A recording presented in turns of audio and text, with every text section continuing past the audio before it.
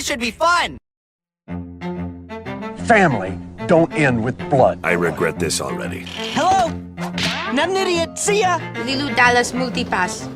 Give him the bits! The bits! The bits! The things I do for love. I will never, ever turn my back on people who need me. Bigger! Cartoons!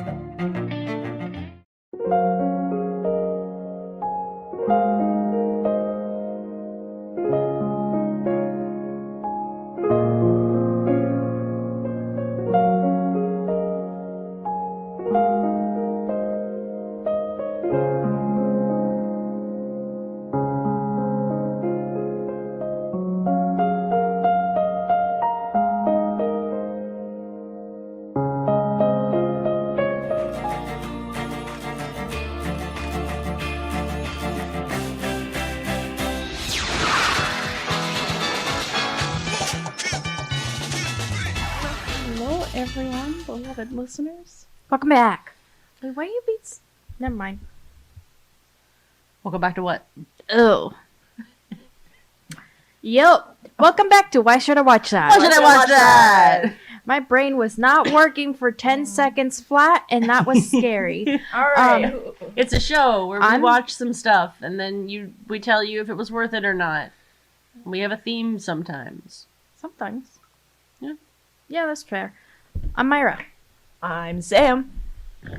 I'm asthmatic. Oh, you are. Don't I we know it? am. Particularly today, I don't know what the hell's going on. Shit, my gift card! I forgot. Look, now it's going in my back pocket. I'll probably forget it again when I do laundry. Excellent. And it'll be washed away. All right, welcome back to the show, everybody. What are we doing today? We're doing... Oh, Waldo, I did not realize you were on the show today. What did you think of the movie? Oh, it's your birthday. That's right. That is Waldo's birthday. Oh my god, who taught him English? What the fuck? Your voice is so much more different than I thought. Oh my god. I would have expected, teenager voice, that with the cracks and the dips. But no. No. Spirited Away. Spirited Away. Is that what we're doing this week? Yes. You didn't lead up to it, so I was just supplying the... Oh, right. context. Besides it being Waldo's birthday, we are doing Spirited Away. It's been a... Classic Miyazaki movie. My absolute fucking favorite. I mean, it's... Yeah, classic. I can't hate on this movie. I think I was the only one to have... I saw it as an adult, but I hadn't seen it as a child. I'm not... So you don't have first impressions. I know. No, neither do I. You about to say I had first impressions? No, what I was gonna say was I was the one who had seen it latest in life. Not really. No, that's fair. No, you guys both saw it as kids. No? I saw it in middle school. I was probably... Wait, hold on. I mean, middle school is still a kid. Yeah, okay. I'm just a kid. And life is a nightmare. No, when I first saw it, it came on, I saw a preview and went, holy shit, I'm watching that stuff. Went to watch it, an episode of Naruto came on before it, and I was like, this is fucking Ninja Kid. I don't want to watch this, I want to watch that movie that Cartoon Network promised me. And then I watched one episode of Naruto and went, holy fuck, ninjas are amazing. And then I watched the entire fucking movie and went, oh my god. Where have I been? Where have I been? No, I was probably 18 when I saw it for the first time. Okay, you were still younger than I was. 18 is a legal adult. I said younger than I was. I saw it this year. For the first time? Yeah. Okay, unrelated. Why is your hair making a perfect heart on your forehead? It's fucking weird. Are you some kind of Care Bear all of a sudden? No, that's such a Sailor Moon? Yes. Ugh. It is. This really fucking weird, dude. I bought that journal. I'm trying to hold off on buying it because I just bought a lot of stuff on Amazon and I gotta hold off. No, that's fair. Yeah. So we watched the thing. Oh fuck! I didn't realize you were. I said adult for a reason. I wasn't an adult. Name me what teenager who is 18 who is an adult. Anybody who Christian. their parents kicked them out of the house? You know what? You're Fair. right. And you guys have rights. You Yeah. have so many rights. I may still live at home, but I was fuck it. I wasn't considered an adult. I didn't consider myself an adult till I was 21. I didn't consider myself an adult. I still don't consider myself an adult. It's a really awkward place to be in. That's fair. Yeah. I'm an adult child. Not good. I can't breathe. Don't make him have another asthma attack. I'm not fine trying now. to kill him. I'm just. Thank you. You know what? The reason I say that is because I have an adult job, career. It's not a job. I have a career. That's about it. I have a You car. have savings and a car. Oh yeah, I have savings you in have, a car. You have a lot of adult things. I'm not Don't in you have debt. Sort of. Don't you have I've been spending a lot. stocks too? Huh? Don't you have stocks? No, too? I've actually been looking to invest into stocks. I have Bitcoin now. Oh, look at you! I didn't get Dogecoin because it's a meme and it's gonna die. And if I'm wrong, trust me, you don't have to tell me. I'll tell me every second of my day as the number goes up that I was wrong. I've been thinking of getting a Acorn account. I've been thinking about that too. Being an adult, investing in them shits. Anyways, do we have any? I could invest in the Ghibli studios. It would be very expensive to do so.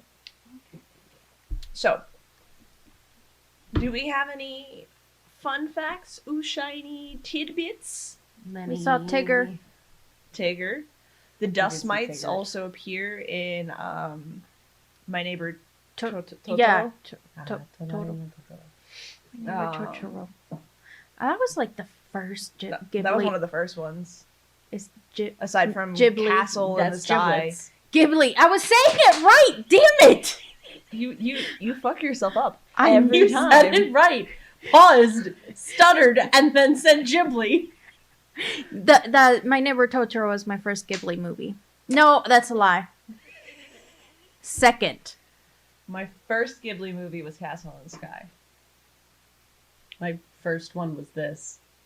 No, my first one was I guess Kiki's Delivery technically Service. that's incorrect.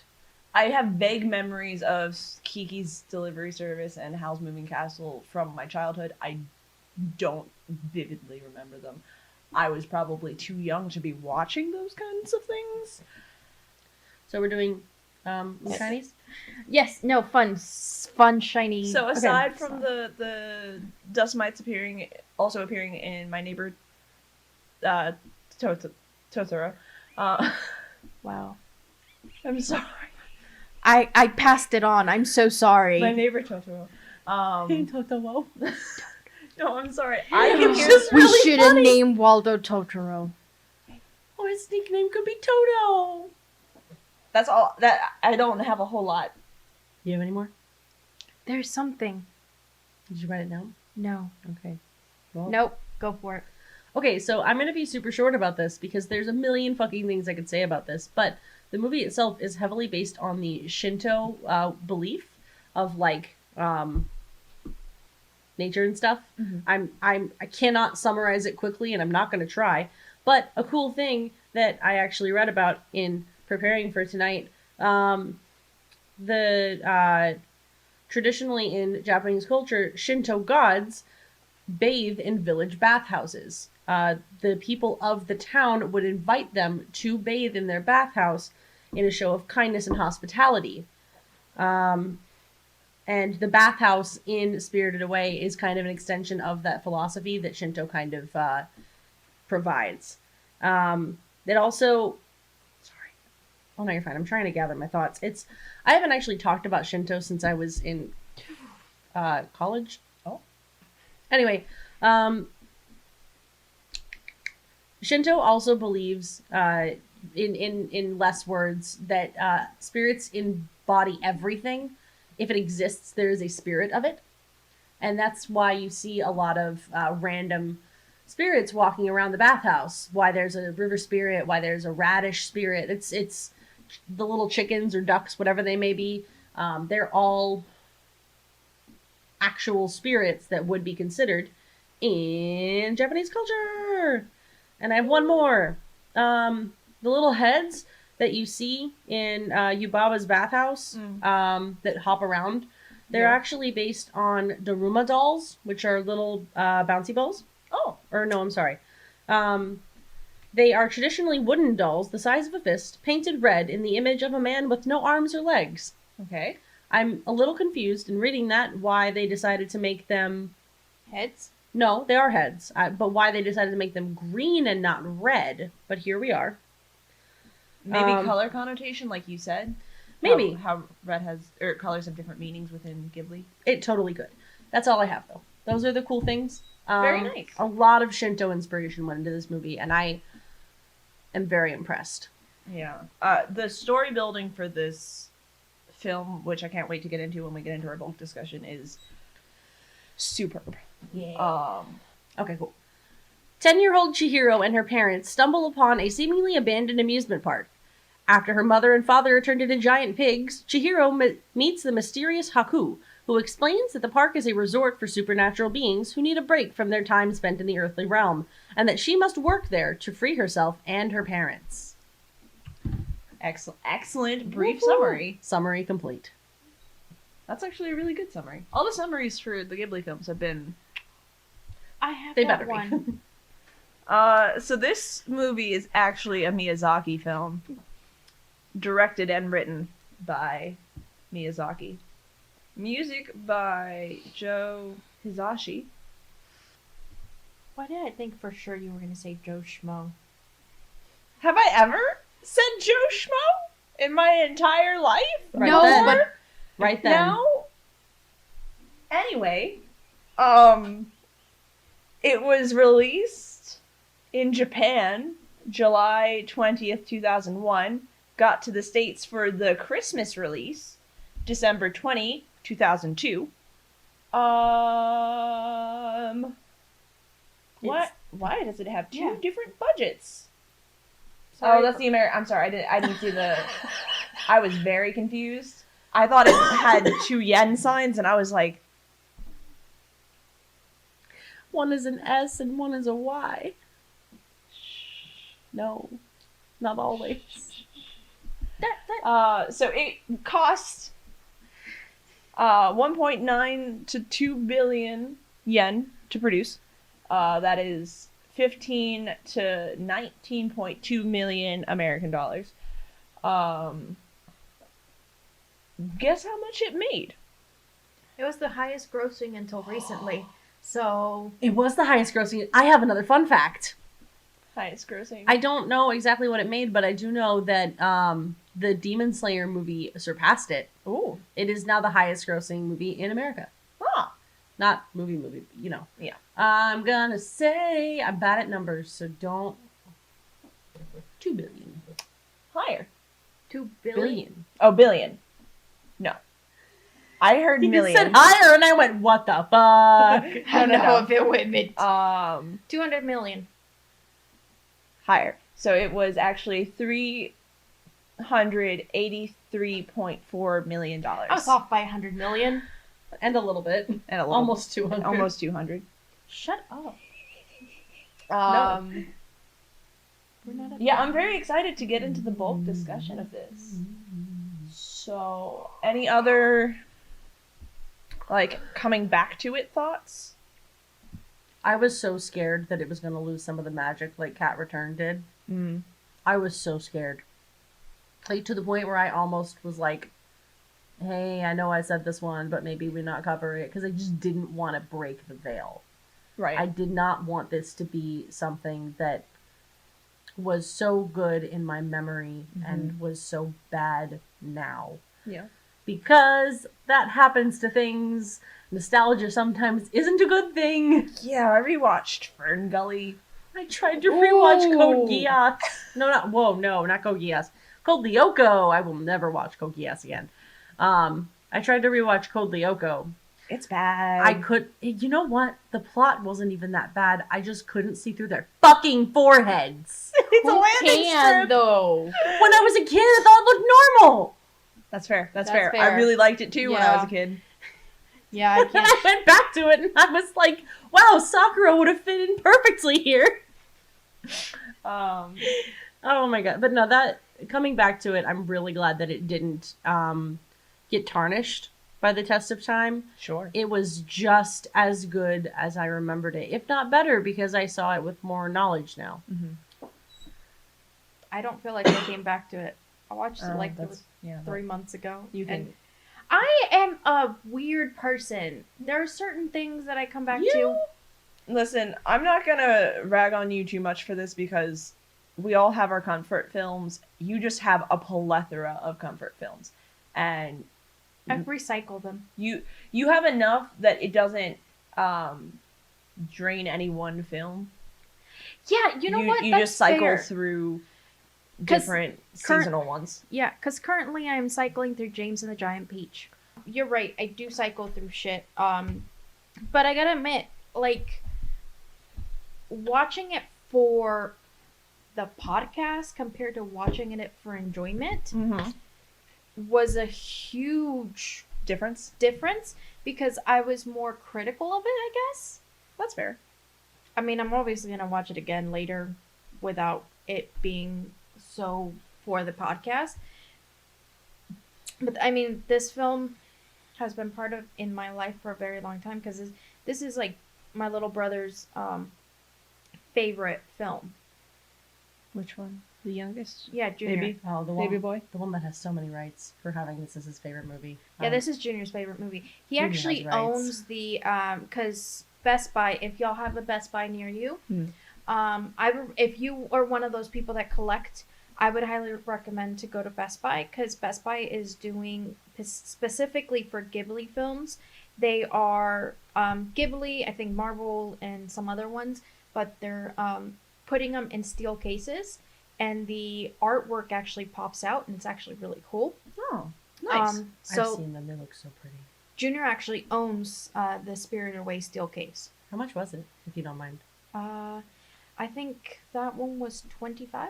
Oh, that is affordable. That's, yeah. that's not Like if you try to buy the whole collection, it's like $500. Well, yeah, but there's a lot of movies. Yeah, because I bought Howl's Moving Castle, Kiki's Delivery Service, and I bought another one.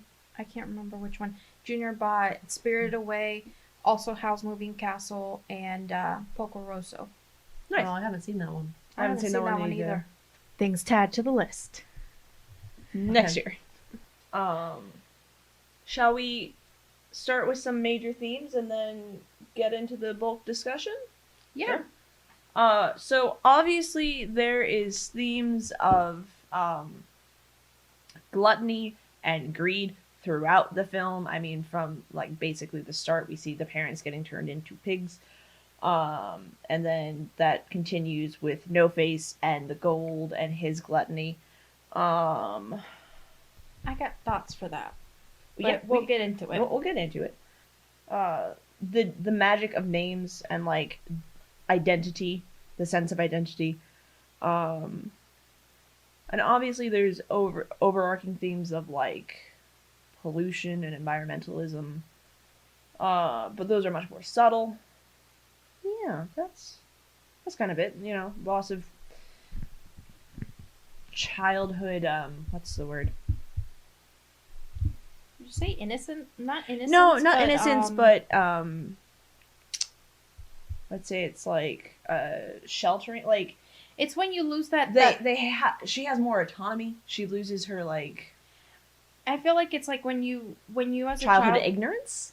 That's what I was thinking because it's the reason I said innocence. It's like it's when you lose that thought of Santa's real. Yeah, and she has a lot more autonomy by the end of the film. But yeah,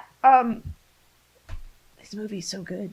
There's so the way it's constructed itself is. I love a good circular movie. I think I've said that before, but the Ghibli does it so so very well. Oh yeah. And this was a perfect story to do it with.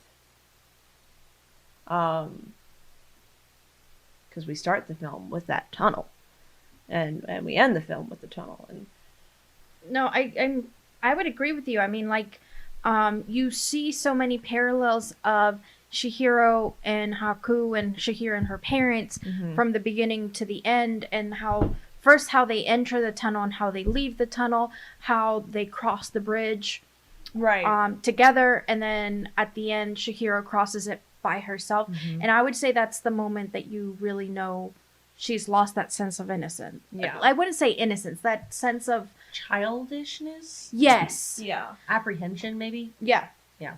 That sense of I can't do anything by myself. I need my I'm just parents. a kid. Yeah.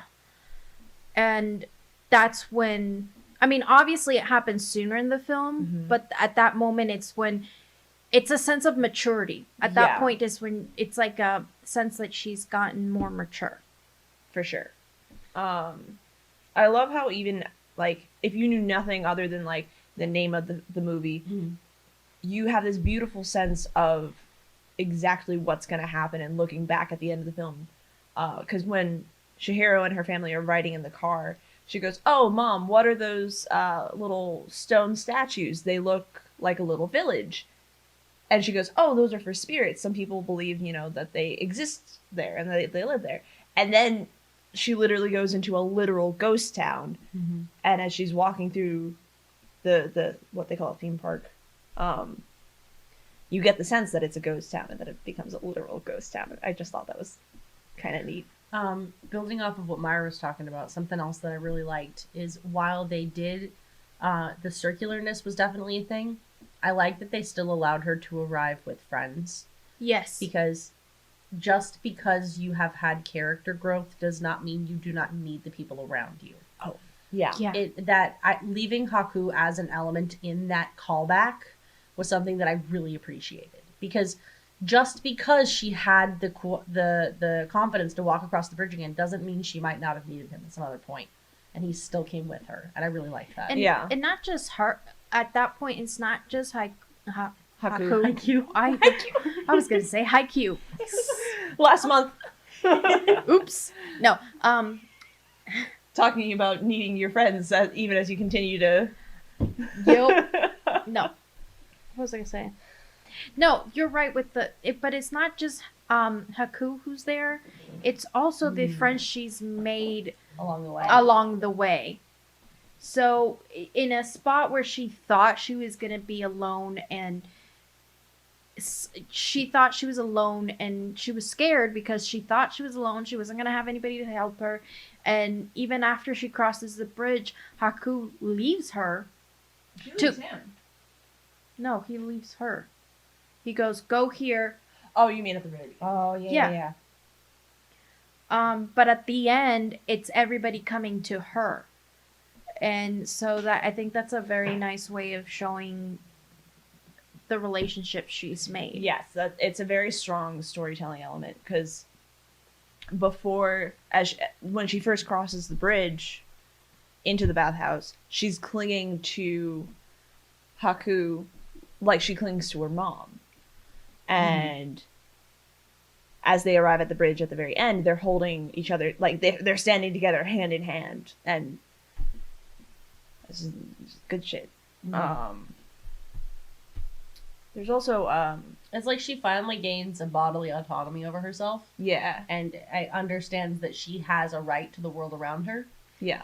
Which I think is really interesting for them to do in a Japanese film, because in Japan, you're expected to kind of go on house errands and stuff by yourself from a very young age. Mm-hmm. So you would anticipate her already having that kind of... You would anticipate her already having that kind of confidence in herself. Yet when we see her in the film, she super does not. Right. And it's a really interesting take that they kind of have on it. Yeah, she gets the sense of she has a right to exist in the space around her. And people have as long as she's kind and respectful, people deserve to be kind and respectful to her. Yeah, and a thing that this may be more reflecting on how her parents ended up raising her, But I found it interesting that the whole time she's very respectful to everybody because kids at her age. Hear me out. I'm gonna hear you out, but I have. She's not respectful wrong towards her. Like she's not fully respectful towards her parents. Would I say? Because she's very much, well, you guys are moving me, blah blah blah blah blah. But as far as like, she starts showing more respect towards people. But what I mean by showing how her parents raised her, it's in very early on. She's like, okay, yes ma'am, okay. So she learns manners for sure. However, at least in the English dub, which is what I watched it in, they make a point of calling her clumsy and rude and disrespectful at the very beginning of the film. Yes. Because she's not saying, yes, ma'am, thank you. She doesn't have any sense of manners. Okay. And that is something she learns. And that's an excellent element of her growth throughout the film. At least in the English dub, they make a point of saying that she hasn't learned manners yet. What I was going to say is so much of, she's not such a spoiled brat. I guess that's what I meant more. No, she's not a spoiled brat. She just doesn't know manners. That's what I meant. I'm sorry. I came off wrong. I was thinking more of the spoiled brat. And the reason I say that is because, particularly when she's doing the bath for the first time, obviously she's not very good at cleaning.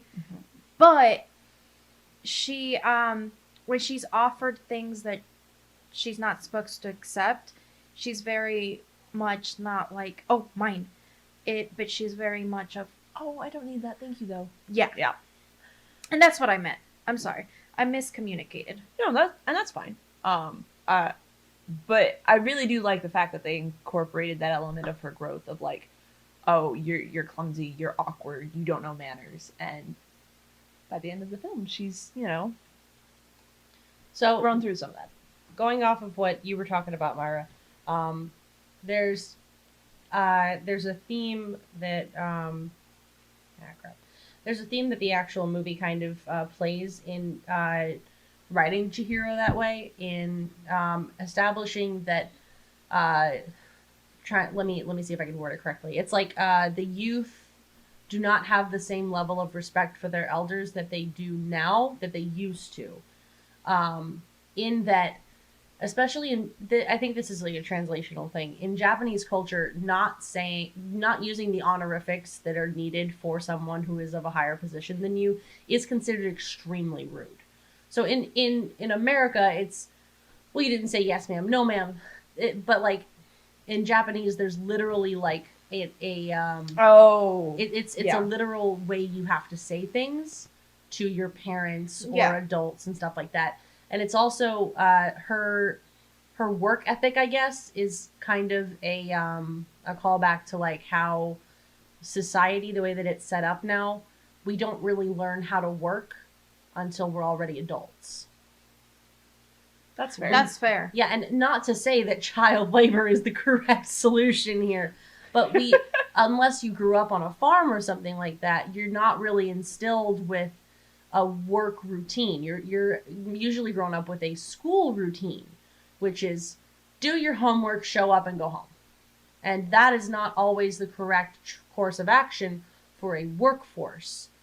It's a really interesting kind of dichotomy that they kind of put in her in what she represents. Okay, fair. No, I know I completely miscommunicated, No, it's and okay. I also rewatched it like at 10:30 last night. So. No, you're fine. I That's just fair. I just wanted to be clear. Can I pivot? Mm-hmm. Y'all know me. Mm-hmm. The name's Jay. Hello. Hi, how are you? I'm doing very well, thank you. I'm usually the one who's like, the dub though is really bad. It's a dub, it's really bad. That's usually me, okay? Correct. May I just say, if I ever hear Haku's Japanese voice again, I will riot. How bad was it, Jay? It was so bad. It was so bad. I never want to hear it again. I have never heard a Japanese dub do that. How many times am I going to fuck up this game? I have never heard a Japanese dub that bad in their casting for a voice actor. You look at his face and you expect a little bit of depth. Maybe, you know, a good enunciation. And he opens his mouth. Oh, he's just this little baby. Oh my god, it's just a high-pitched voice. And like, let me just talk to you forever about nothing. His voice seems like it would fit Howl more than it fits him. 35% more self-destructive himbo. Yeah. And it's so infuriating. Tell us how you feel, Jay. I'm done. Is there anything you guys would like to add about the sub and dub? Oh, stuff? the translation differences. Since we're on this train. I'm just gonna steep for a minute. I'm sorry, I need a minute. Do we want to talk about how the different? At the very end, in the English dub, Haku's like, "Oh, your son's with your twin sister. What you gonna do about it, bitch?" And she's all like, what? You broke your magic. And he's like, I didn't, but she did. What you gonna do?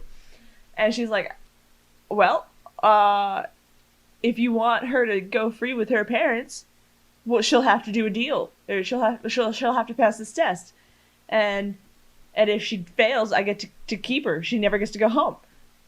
But in the She's Japanese, like such a little bitch move. Like, oh no, forever with my new friends and everything. You mean it? You mean it? I get to stay here with my crush and my friends? For real, though. No, in the Japanese original, she literally threatens to dismember Haku. Like, she's like, yeah, I'm gonna tear you to fucking pieces if, you know. And like in no nice words. She's literally like, either she does the thing and brings home my kid, who doesn't want to be home, plot twist, or you're dead. Like, I'm gonna kill you. And it's just another example of the American market watering down foreign culture. Not foreign culture, foreign film. That's the word I'm looking for. It's kind of like how 4Kids decided to make the onigiri look like donuts. And by that I mean they didn't make them look like donuts. They just called them donuts. What? You know what an onigiri is? Isn't it a spirit demon? What the fuck? Who are you? What? I don't know what we're talking about. It's a rice ball. Oh! Those things, yes. It's what Toru calls herself. Yeah. Which is so cute, but whatever. Yeah, so no. In the English dub for the original Pokemon series, the rice balls, they didn't think an American child audience would know what a rice ball was, even though it literally means ball Of rice. of rice. Ball of rice. They didn't think we'd be able to handle the concept. So instead of being like, well, first you take rice and form it into a ball, they were like, it's a donut. Yep. What's the piece of seaweed on it? I don't know. Seaweed donut. Don't ask questions. Seaweed donut. Who the fuck are you asking questions? This is America. You don't ask questions here. You just go with it. Mm-hmm. Anyway, it was very similar to that, I guess. Yeah. They really didn't have a reason to change the punishment other than to just remove death, because that probably would have given it a higher rating. I thought she did say she was gonna kill him, but she didn't say dismemberment. But Nope. she said, if you don't bring my child back, I will kill you. I thought what I remember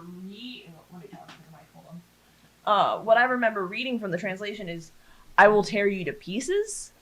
Yes, but that's what I mean. Like, there's a difference there. Sure. Because in the English version, she says, if you don't bring my child back, I will kill you. In the... She doesn't. She doesn't. In the English version, she says, if you don't bring my child back, Chihiro stays here forever. We can look it up if you like. I'm curious. I'm sorry. Okay. No, it's Hold fine. on. I got HBO Max here. We will simply remove this from the docket.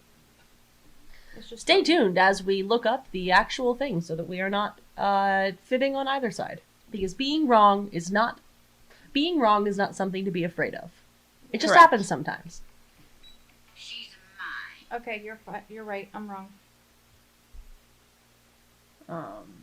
It's just a really, like I said, it's a really weird thing to change. Yeah, because I mean, even just saying I'm going to kill you wouldn't be bad. Yeah. I think a better English translation could have been like, I will destroy you. Yeah. Or like I will end you. something. It would have had to carry this. Like even tear you to pieces would have been like. I guess if you're trying to be like, I'm not trying to make this scary for kids. Or even trying to make this as PG as possible. Because we got to remember, especially from last week, this was around when they were still working with Disney, right?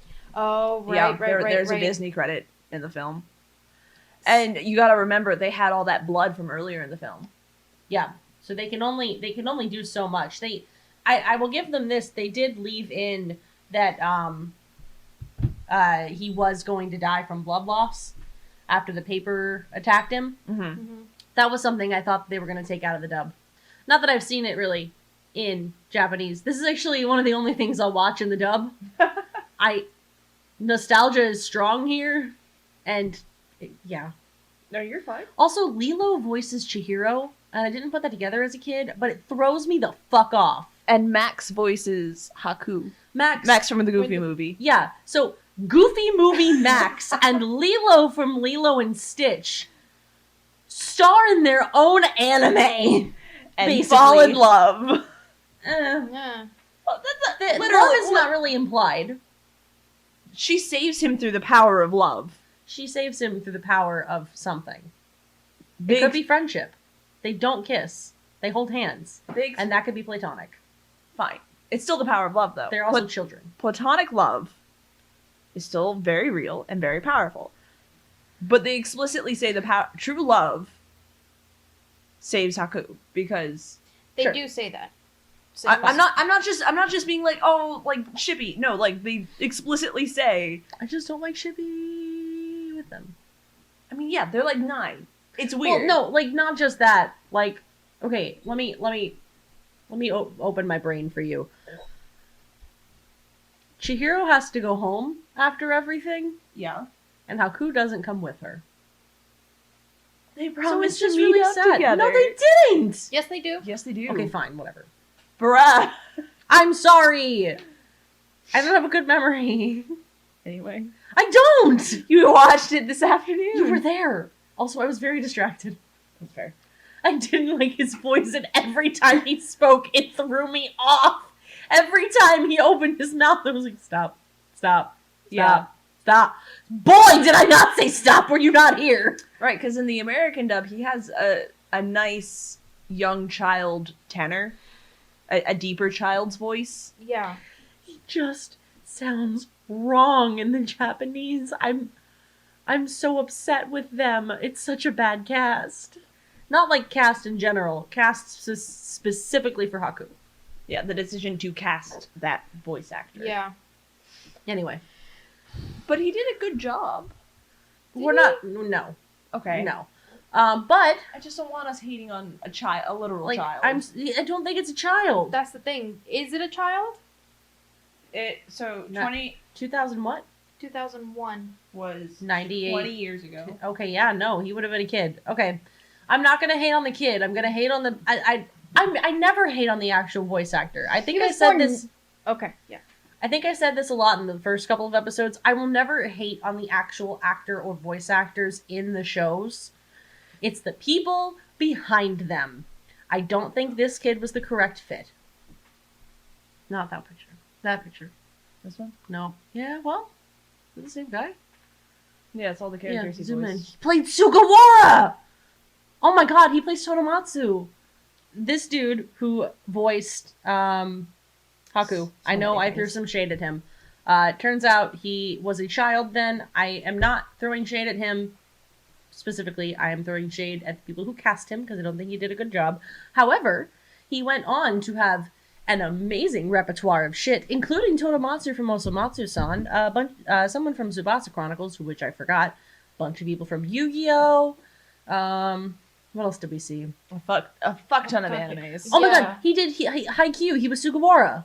Yes. Yeah, oh my god, his repertoire is like huge now. So like, you have rights, dude. I'm not taking them away from you. I just don't think you should have played Haku. So, like, sorry.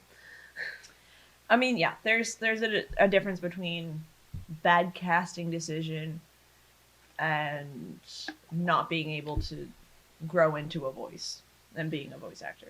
Yeah. Something that Ghibli does really well is the presentation of food. It's like a known thing along with like the bubbly tears Yeah. that Myra talked about last week, which Also were showed a up this thing. week. But they do my god, the food in Miyazaki movies looks like you could reach into the screen and come back with something beautiful. You Like- just want to eat it. You just want to go in there and eat, Like and be a little piglet. there are total like but like when they sit down at that buffet at the beginning of the movie, I almost can't fault the parents, because if I walked into a random place and they were like, also, we just have a whole buffet ready to eat right here with Ghibli level food, I too would eat it just to try it, because I'm a gullible bitch. Yeah,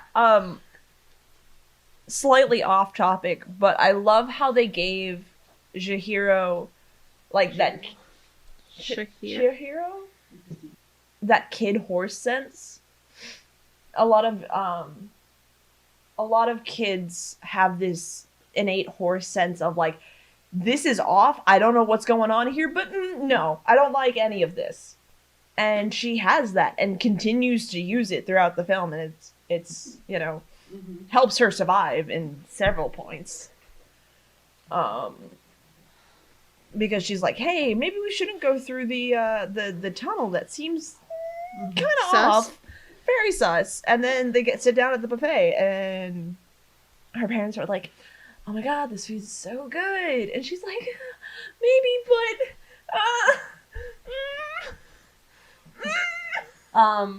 On that note as well, I really like how when No Face shows up and he continues to offer her things he thinks she wants, if she doesn't need them, she flat out says no. yeah. Yes. Which I thought was really, really cool. Like, especially comparing her to her parents, she kind of turns their gluttony on its head. Yes. Like, at that point, I think she was so happy to just be alive, she wasn't willing to take more. Which is a good instinct to have in that world. No, yeah, definitely. But now that we're talking about gluttony and No Face, I want to point out something. You had mentioned that No Face has this gluttony. Honestly, he doesn't until he eats the frog. He doesn't have greed and gluttony until he eats the frog. All he's doing until that point is trying to make Chihiro his friend.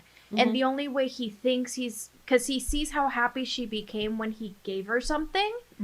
So he's like, if I give her more, she's going to be my friend. And Right. she, at that point, she's like, well, I don't need it anymore. And he's like, well, where did I mess up? And then you hear him go, oh, and disappear. And then when he sees that everybody's after the gold, He figures she would also want gold. the gold and tries to give her the gold, and she's like, no, but I don't want any. And then he gets depressed, but realizes that somebody else wants the gold, thinks you'll become my friend.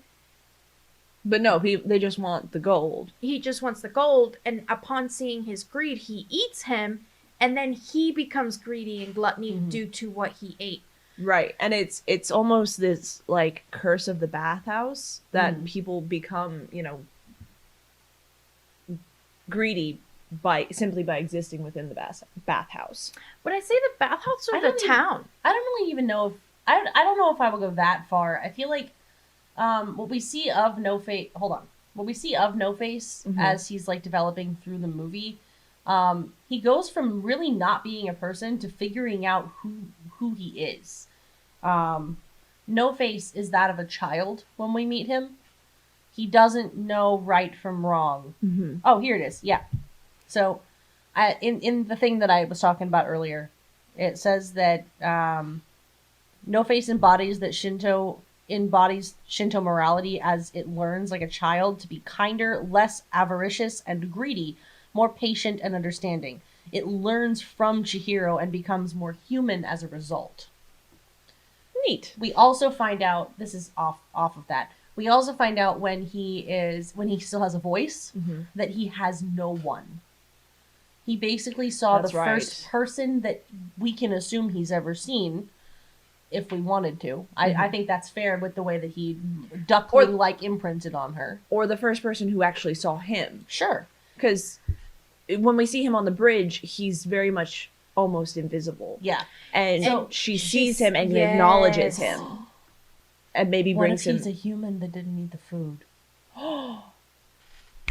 Spicy hot take right there. That's also why he has no face. He's no one. And he has no one. He's no one. Mhm. He can't, and why he's not wanted in the bathhouse, because the bathhouse is mostly for spirits, and people who have... gods and stuff. That, and also I don't necessarily know if that would be the only reason he wasn't wanted there, because Yao Baba literally says he's a no face, so that means there's more. Mm-hmm. Oh shit. So okay, let me pitch this to you. What if all of the spirits we see on the train are no faces that remember who they are still, so they haven't developed the mask? Because actually, you know what? Now that I think about it, there's a Pokemon called Yamask that's literally stylized. Yamask is a Pokemon that is actually a human that has died and come back, and they've forgotten their face. So they have a mask. And thinking, the idea is very similar to what No Face looks like. Yeah. So it could be a complete tie around. That it's Maybe. an actual like thing. Well, that also plays a big part in the whole name thing. Yeah. The name and identity thing. Because not until Haku calls her Chihiro again does she go, I forgot my name. I forgot who I was. So if, per se, when No Face died or somebody stole their name and never gave them a new identity, they don't know who they are. They're just a thing. Right. And I agree with you on the whole Shahir's the first person that saw them, because even when they're crossing the bridge and everything, when there's a thing of activity, you really don't see him. And then I can't even say him Them. or her or them. You don't see them. Mm-hmm. And then during the day, all the other spirits are asleep, and somehow it is still alive. Hey, Griffin. They are still awake, like not knowing what to do. Yeah, they're just kind of there, existing. And Chihiro pretty much is the first person to be acknowledge them and to be kind.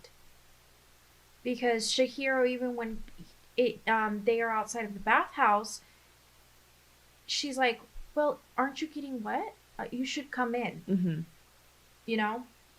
So I think that is why they imprinted on Chihiro and the whole wanting to help. Yeah, help and befriend. Yeah. A little bit of a like semi-related theory. Lynn, the young adult who helps Chihiro around the bathhouse and teaches her and is kind of like a mentor to her. I think she's a human who forgot that she's a human. Because her eyebrows are different. A lot of the spirits that we see have these like half eyebrows.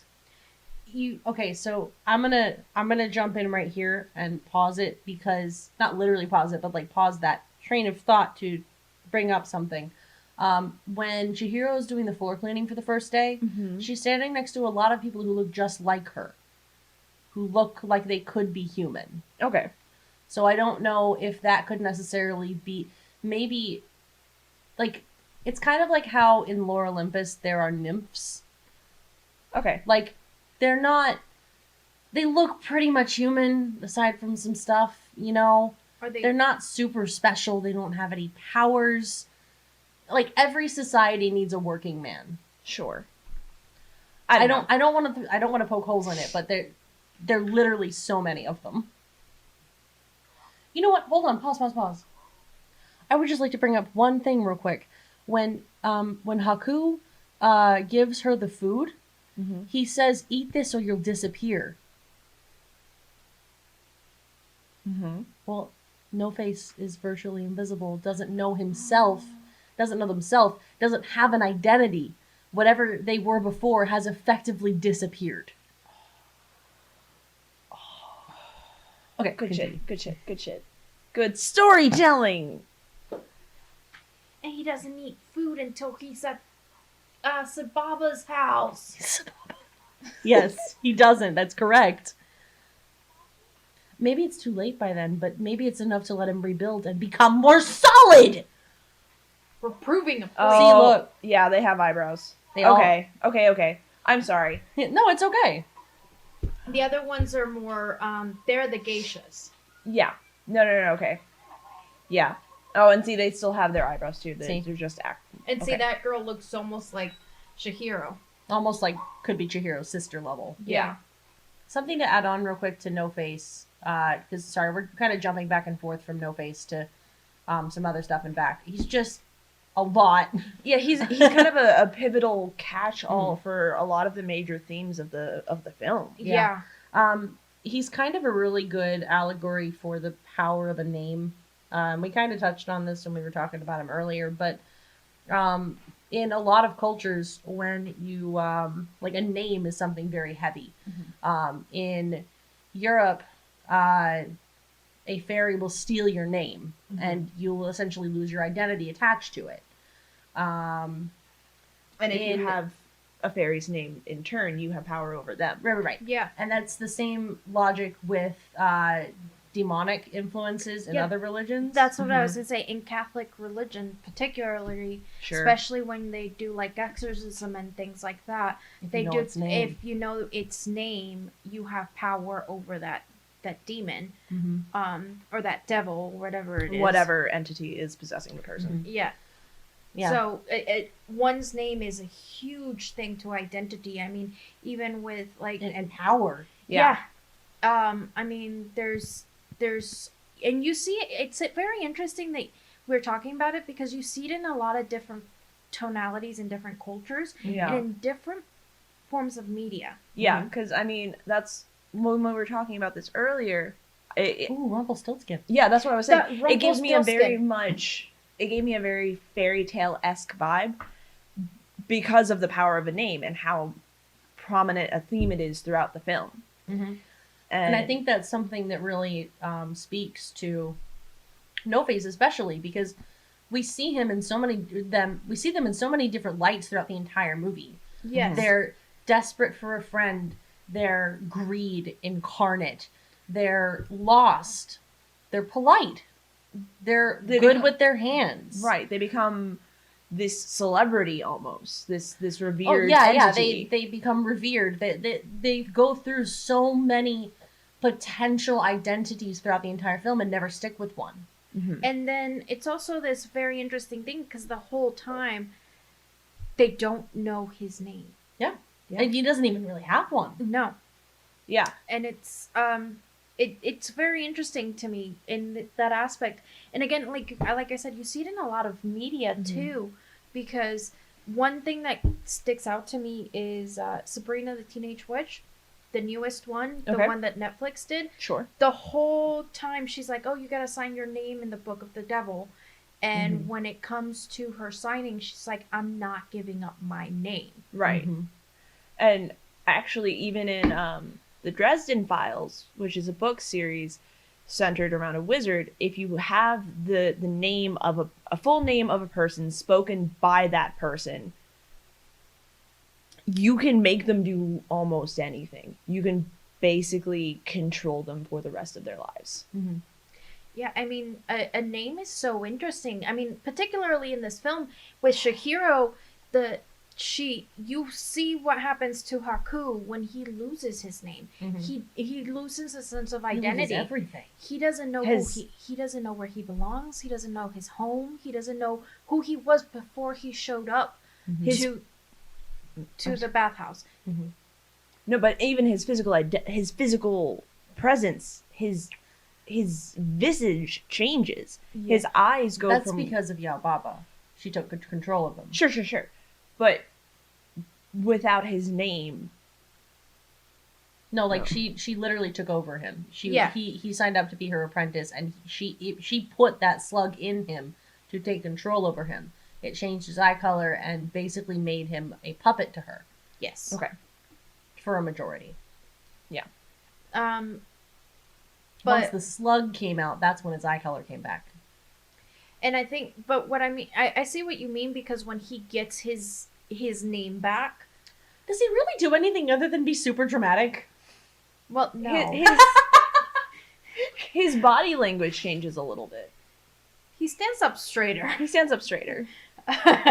No, I think what's interesting though, talking about this is interesting to me from my perspective, talking about the names too, is the translation of the names. Because in The the Japanese, he has this very long, eloquent name, and then In the English dub, it's just like fucking the river. you're the Kanushi River, and I'm like, what? Well, okay, so hold on. Let me pull it up again because I pulled it up when we were watching the movie. It's a very long name, but it's what it is it's Nigihayami Kohaku Nushi. It literally translates to Spirit of the Kohaku River. So Kohaku Unshi is river, is Kohaku River.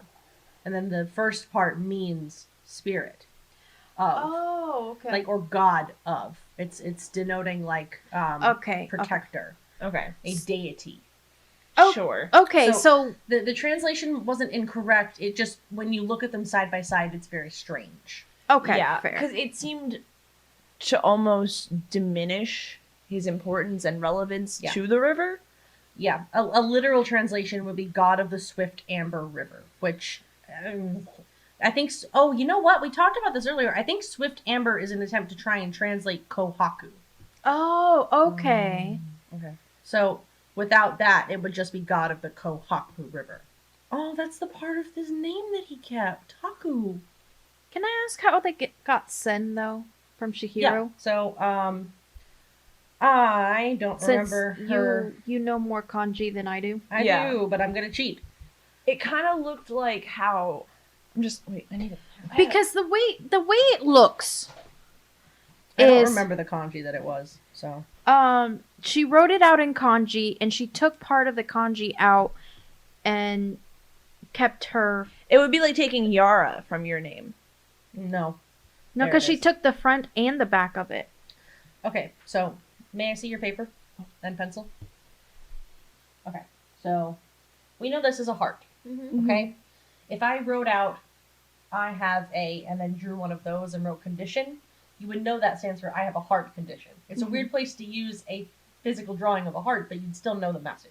Yes. I could also write I heart you, and it would still come across with the same wording. Right. That's how a kanji works. Okay. It's a one symbol that has multiple meanings, blah blah blah. So it would be like, what's another one that I could use? I need another shape that we know. Diamond? Sure. We'll use a diamond. Diamond can mean a diamond itself or sparkly in this case, okay? So my name is Heart Diamond. We'll say that heart in this scenario is pronounced with a J, and diamond in this scenario is pronounced with a Y. This is my name. Written, Heart Diamond. And let's say I have a last name that's a smiley face and a check mark. Okay? They're all symbols that we know a meaning of, and that's how you read a kanji. So my name would be Heart Diamond Smile Check, which you would then know is, well, that means J, and that means bankered.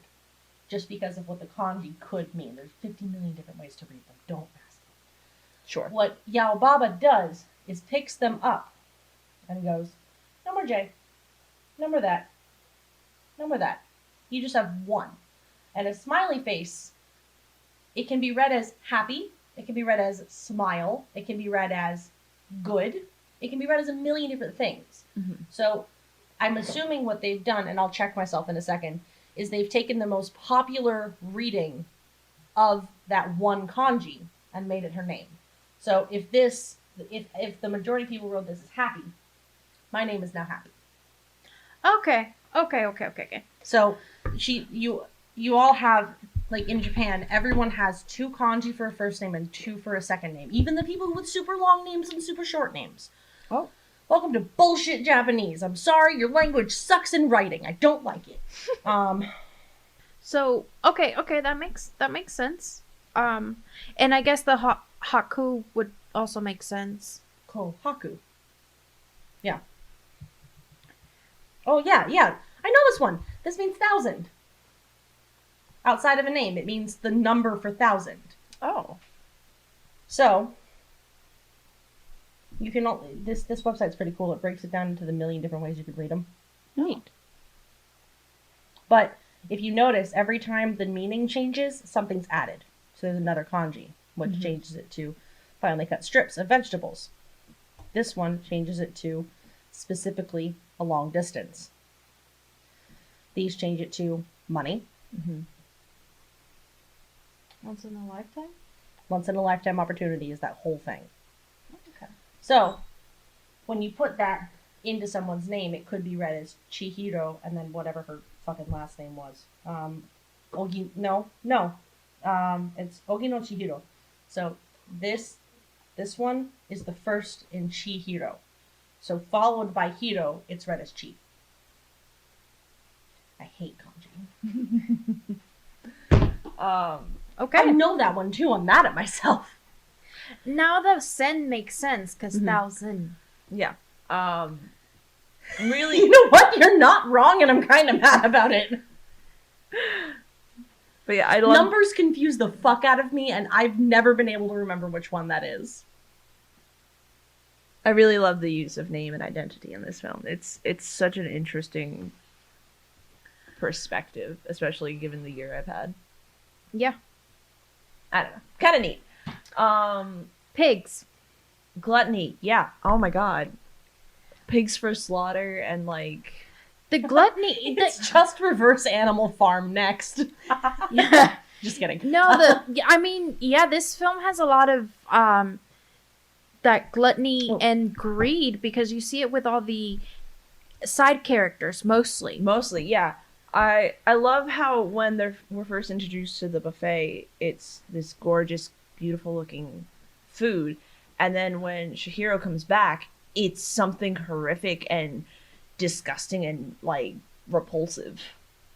It's neat little...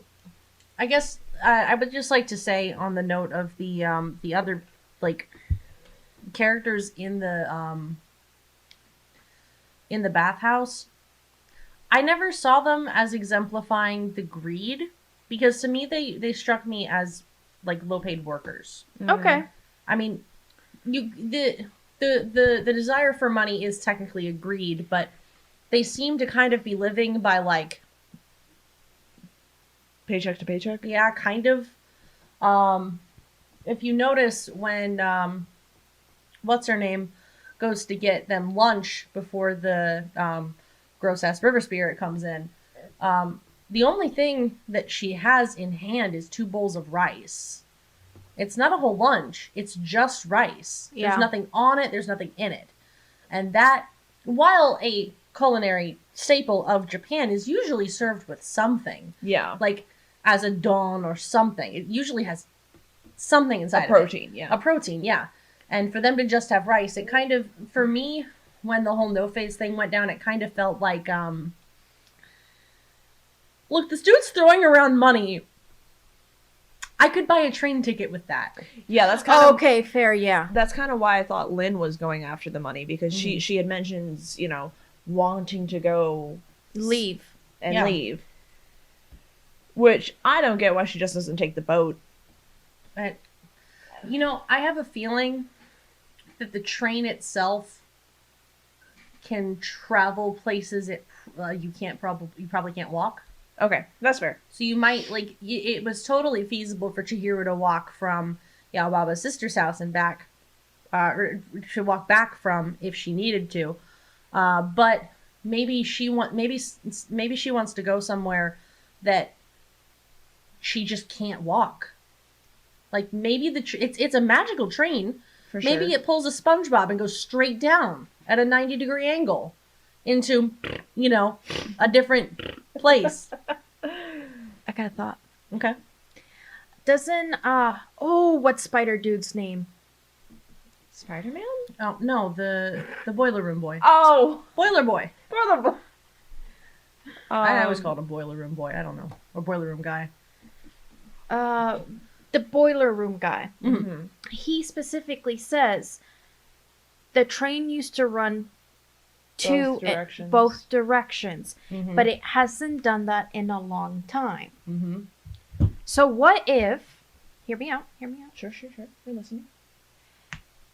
this train, Kamaji. what if this train, Wait. Does No Face have a name? Oh no, that's just it in Japanese. I'm mad. I was cheated. Okay. Sorry. Kamaji is Boiler Room Man with his arms. another major theme is Environmentalism. Ooh. blah, blah, blah, blah. Environmentalism. Yeah, we could go like super obvious with it with the river spirit that came in for a bath, or super like low key with it with how Haku's river was literally built over. Yeah. We could even go into like the environmental aspects of building an entire theme park and then just leaving it there. They did that. Yeah. Is that a real thing though? Is that That's a real thing here. There's a whole thing. Yeah. There's a whole tour that you can go on for every country for abandoned theme parks. They're fucking creepy. Haunted as fuck. Look them up. Okay. Just go to Google and do like abandoned theme parks. There's actually one in Japan. There's actually one in Japan that's a Pokemon theme park, and it is completely abandoned, and it looks cursed. So why would they like abandon them though? Did they not work? Did They they? weren't making money. They weren't making money. They went out of style. Something that I've learned a lot from listening to this guy named Defunct Land on YouTube. A lot of parks go out of business either from lawsuits because parks were not always safe, or they go out just because people stopped showing up. Especially when Disney became popular, a lot went out of business. Anyway, so a lot of the abandoned theme parks that you see nowadays are typically from back in the day. Like they're old theme parks. People just couldn't afford to keep them open anymore, and no one wanted their shit, so they just closed shop and left. You can literally go there and walk through the parks, and it's just really creepy. Anyway, yeah, it's like a really prevalent thing that no one really talks about, because you don't want to talk about the sadness of a park closing. You want to talk about the excitement the park had. Okay, yeah, that's fair. And the dad just make the comment that they were popping up everywhere in the 90s, and I guess Yeah. theme parks were huge in the 90s. Yeah, and actually, in Japan, before Tokyo, Japan opened, it was theme parks like that were a very socially run thing, I guess. Like, someone from the community would make a park and run it. Oh. An outside party did not come to make a park. Tokyo, Japan, when they got their Disney? Tokyo Disney, that's the word I was trying to say. When Tokyo Disney was initially made, they had some issues. Oh. The general population was not pleased with them. It was this whole thing. And, yeah. Anyway, they're very popular. That was the whole point of that. So, but like the whole construction of metal, leaving metal to rot and rust, and Yeah. the negative effects of whatever paint and metal are used in the construction of said theme parks. And not just that, the clearing of the forest that had to happen prior. Right. Yeah. They literally cross over a unfilled lake That's true. to get to the park. They destroyed so much to build something that was only around for a couple of years. Right. Yeah, because, I mean, you get to see the beauty of the what was the The park field, yeah. and the lake and everything when Shihiro arrives.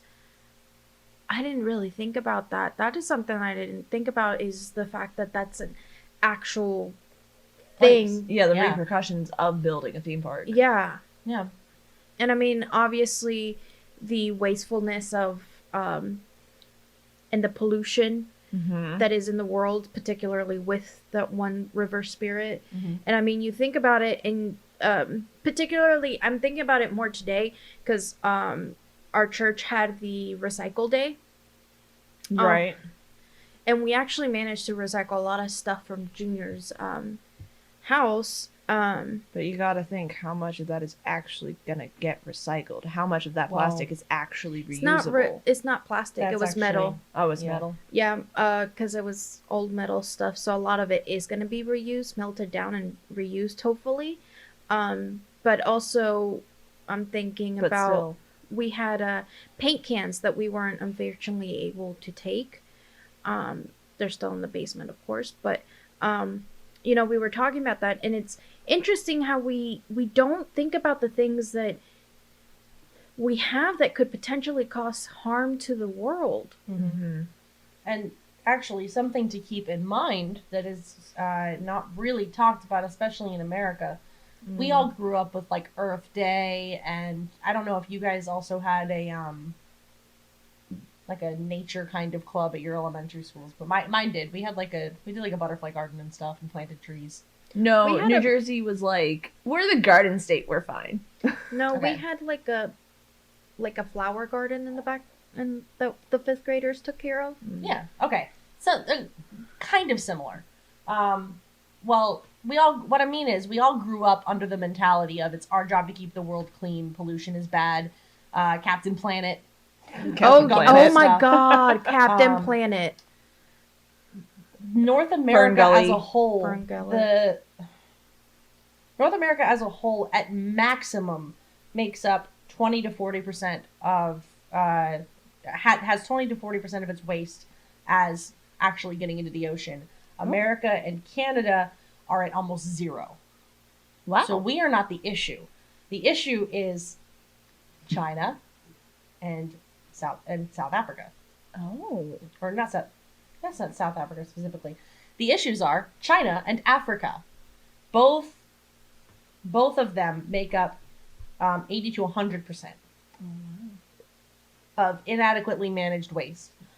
So I think it's really good for Japan to have kind of made this video in a style that is less Western, because Japan is also at the almost zero mark. They're doing just as good. Right. But it's a message that the anti-pollution is a message that Americans don't need to spread anymore to ourselves. We get it. Most of Europe too is also at a near zero. So we're doing our part. We're Right. trying. It's other countries we need to get on board. So I really like that they kind of, spun this in a, like, with, especially with, like, the cultures. China and Japan are similar in their cultures because China gave Japan a lot of their stuff. So the fact that they have dragons that fit the spiritual representations of dragons from China and Japan, it kind of makes it more of a Easily translatable. Like, yeah, that's a good way to put it. It traverses easily.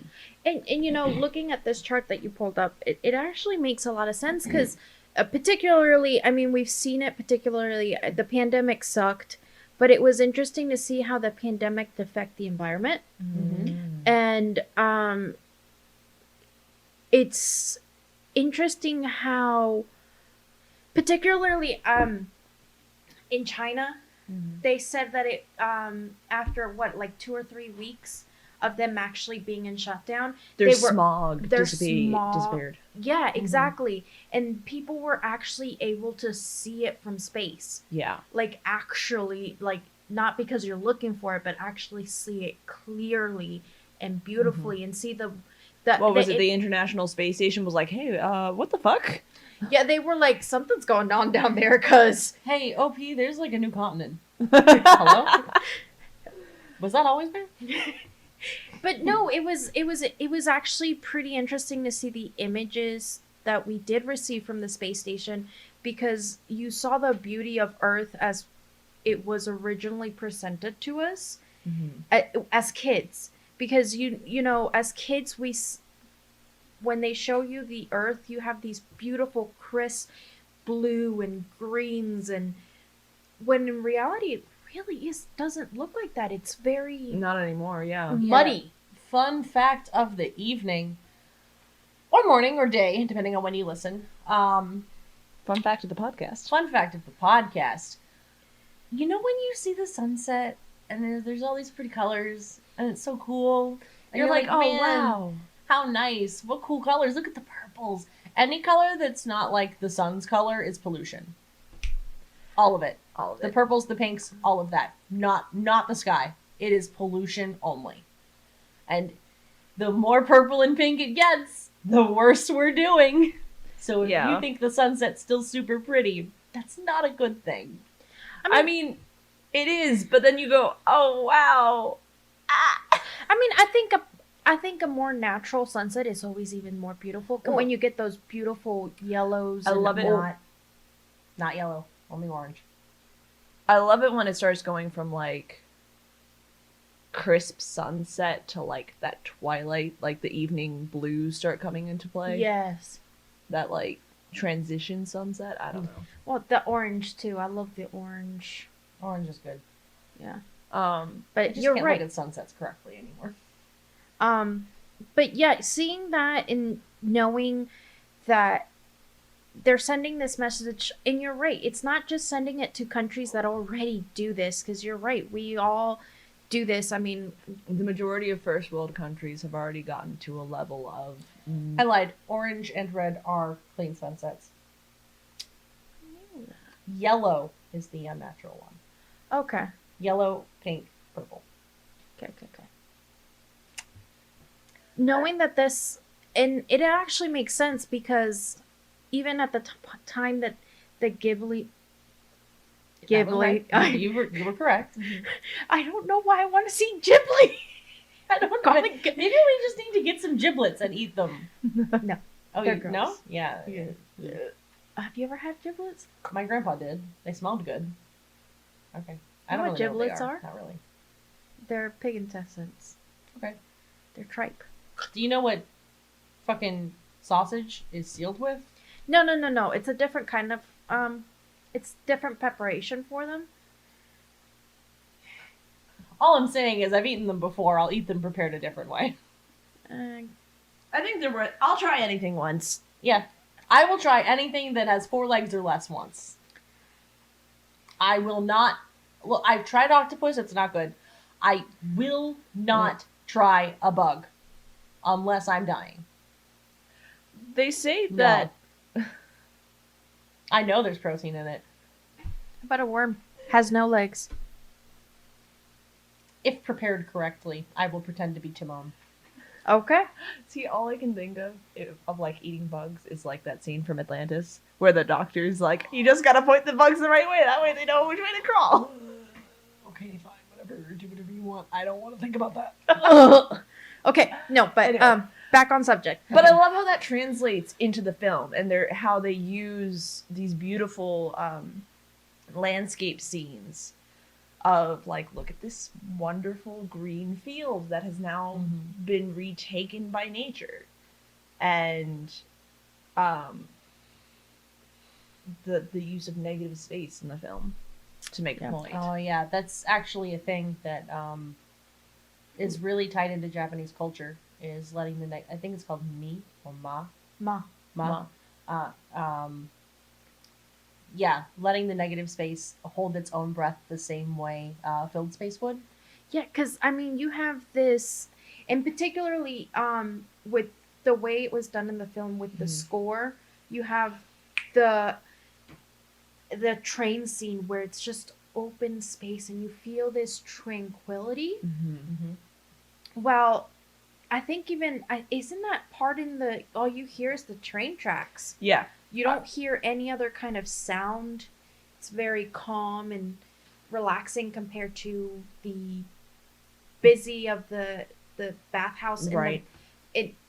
the bathhouse itself has this beautiful tone that goes through it that you're like, oh, I was just gonna say I love the use of silence throughout the film, because anyone who's ever studied music knows that a moment of silence within a score can be just as impactful as a loud crescendo or like staccato or whatever.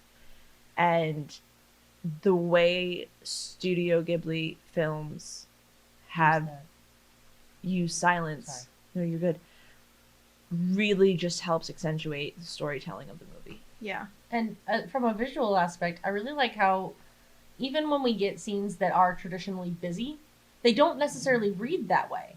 Like when they're all like filing in for their day of work, it's a bunch of people walking up the stairs, one by one, going up the stairs. And you kind of get this sense of like tranquility in the busyness that doesn't feel like it should be there. I think the only time that you really feel like this chaotic, non-tranquil moment is when everybody's trying to clock in, which I think is Even then, though, it kind of feels like controlled chaos. So I don't even know. that one is control chaos. I think the biggest one is when everybody's trying to get the attention of No Face. Yep. It's Yeah, when that's one of the most chaotic scenes of the film. It's when you really lose the chaos. You lose the control. That's what I meant, not the chaos. You keep the chaos. You lose the control.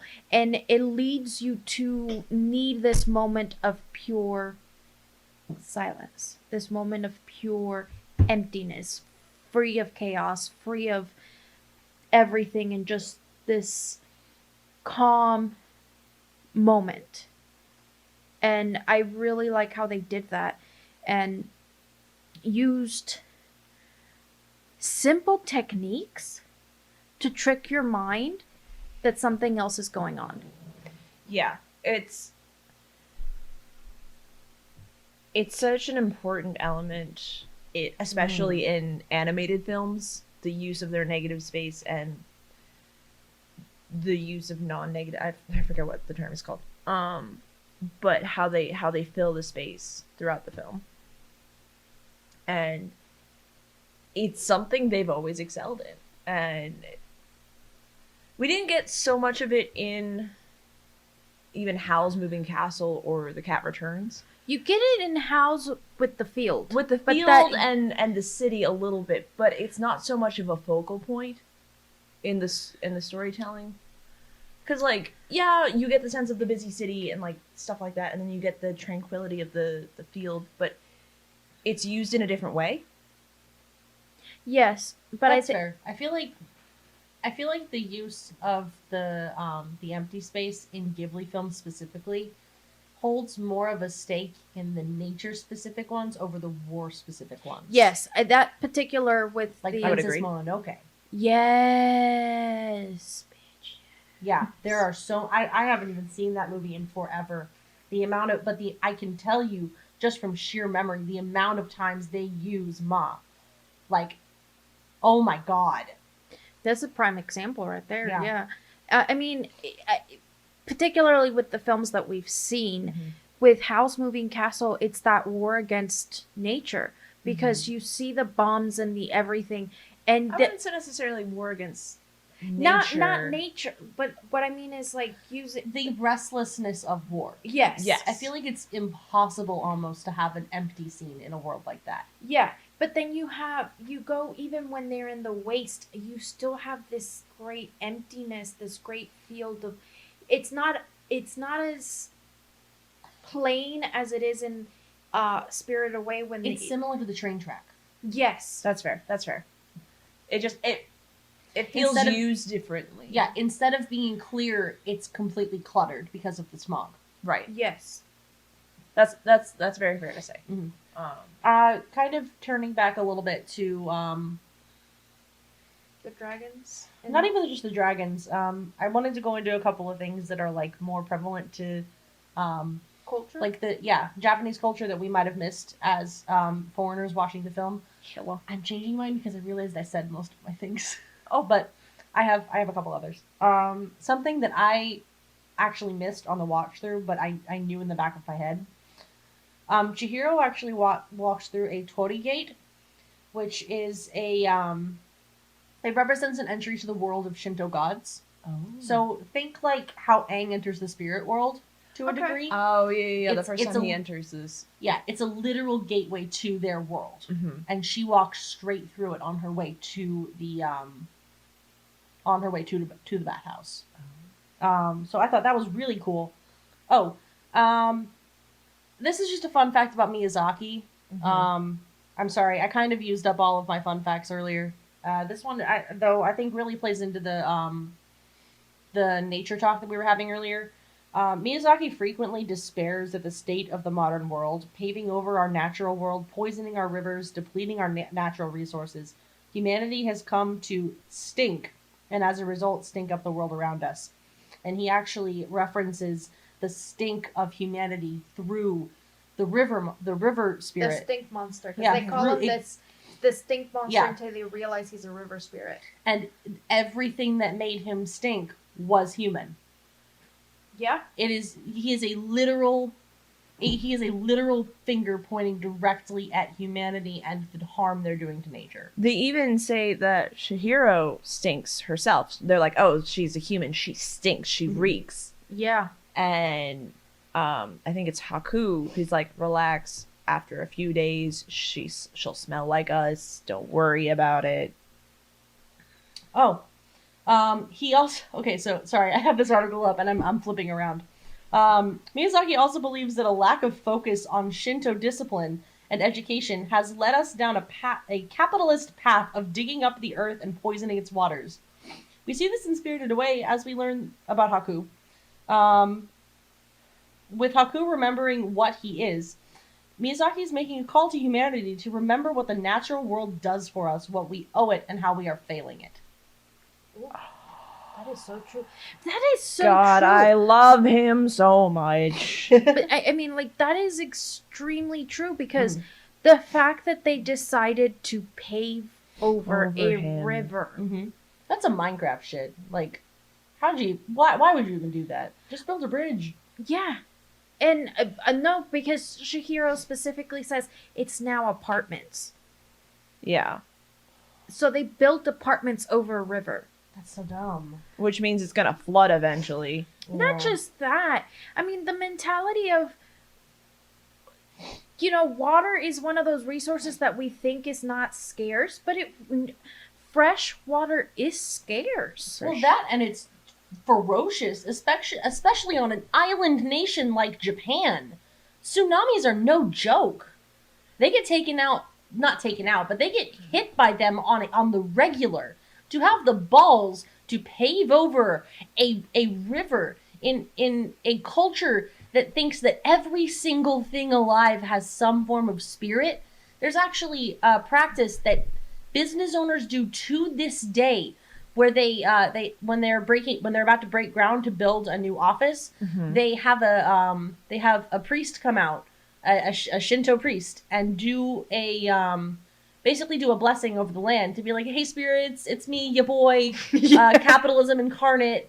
It's the spirit. I'm asking for permission to build my building here. Thank you for understanding. Thank you for your compliance. And if the priest is like, dude, it's a no-go, they go and find a different fucking piece of land. So for someone to have had the balls to pave over an entire river and then put an apartment there, those apartments are cursed. Especially now that Haku knows his real last name. Those apartments are cursed. They weren't cursed until he learned his name. Yes. Yep. Basically. So basically, you're telling me Haku's gonna go find whoever built that No, apartment he's gonna complex? the building is now not safe. Yes. Like, not the person. It's them asking blessing for their building to be there. Oh. So like, if you don't, it's like an old wives' tale kind of thing. Or It's like building your house over an Indian cemetery, dude. Like, Yeah. in some- Okay. Or like in some religions, when you move into a new house, you have a priest come and bless it. Yeah. Or building your house over an Indian cemetery. Okay, hold on. There is fuckery afoot. There is fuckery afoot. Oh, that's all he said. That's such a good clip, though. It's a good clip. There is fuckery afoot. Okay. Yeah, so... But yeah, no, it's interesting saying that because you're right. In the culture that respects spirits and respects the dead and its elders so highly, because that is something, unfortunately, that we do not have here in the U.S. is the respect for our elders. Or At least respect not for the the same way. land. Or the land. Because that's at least in Secular American culture. Mexican culture, there's no respect for the land. I'm sorry. I mean, there's respect if you see a ghost, because you know there's some gold somewhere. Ghost equals gold? I mean, it does start with the same letter. Look, don't get me started. This is an old wives' Wait, tale in Mexico. How do you say ghost in Spanish? Fantasma? Okay, never mind. It doesn't start with the same letter. No, and it's an old wives' tale. There's a couple things. First, we have witches. And bitches will come and get you. So if you have an owl in front of your window, it means somebody put a witch, bewitched you. Or put a curse on you. Oh, didn't you say you guys also do this too? Yeah, the The evil be forefinger and gone. thumb. Evil Yeah. be gone. Evil be gone. Yeah. You do that. Which was such a cute little moment. Yes, it was. And also, it really humanized the characters. Like, it really did a good job, kind of, because even in a world where there's literal evil, where they're surrounded by otherworldly spirits, it's just like, shit, no, come on, bad luck, do the thing. And she's like, oh, fuck, do it, I'm sorry. Yeah, and it was such a great way to bring levity back to the moment because we just have this absolutely gory scene of like the blood. Okay, I'm gonna go on a little bit of a tangent here. The way the blood like flunk, splook onto the like anywhere, the gravity and the texture and It was very heavy. the weight, the weight of the blood was such a good little detail. Boy needs more water. Boy needs more water. Oh God, yes he The boy does. needs more water. Spirit needs more water. Actually, oh, that's sad now. The water doesn't spirit have water. Needs more water. Oh no. He needs more water because he doesn't have any. Y'all, I feel so bad now. Oh my God. I'm so sorry for calling you out, Haku. I promise it was out of kindness. I just want you to be healthy. Hydrate. Or dihydrate. Speaking of Haku, do we want to pivot? Yeah, we can pivot. Haku. Boy's a dragonborn. I don't even care. Oh God, yes. Like, was that even an option of anything else? No, you said it and I went, yes. I forgot what we were doing for a second. But, okay. But, like, aside from D&D stuff, I mean, I love the characterization. He definitely goes from, like, super cold to super warm as the spell on him is broken. I love that transition. Yes. I'm not a huge fan of we were connected, like, before the storyline even started, but this was, like, one of the first to do it. This is an older movie, so I'm giving them rights. Well, and they did it in a way that didn't feel artificial or forced. Because how many kids have you known to be dumb to fall into, like, a creek or a pool or, you know, whatever? Jay himself raising his hand. Are you guys... Self-preservation skills. I'm sorry that you're the minority. I actually fell into a creek. Not a creek. It's the part of the ocean in Florida that technically is a river coming inland, but there's enough salt water for there to still be sharks. I fell when I was walking on the wrong side of a bridge on purpose and hit something. It was a manatee, but it felt like a shark. And I ran and I cut myself real bad. And it hurt. I was far away from anyone who knew me. You know those you remember the Lord of the Rings where the swamp things are? Where like there's just water, whole water. The marshes? Yeah, the marshes, but it's actually like sort of clear water, not marshy. Yeah. There's shit like that in Mexico.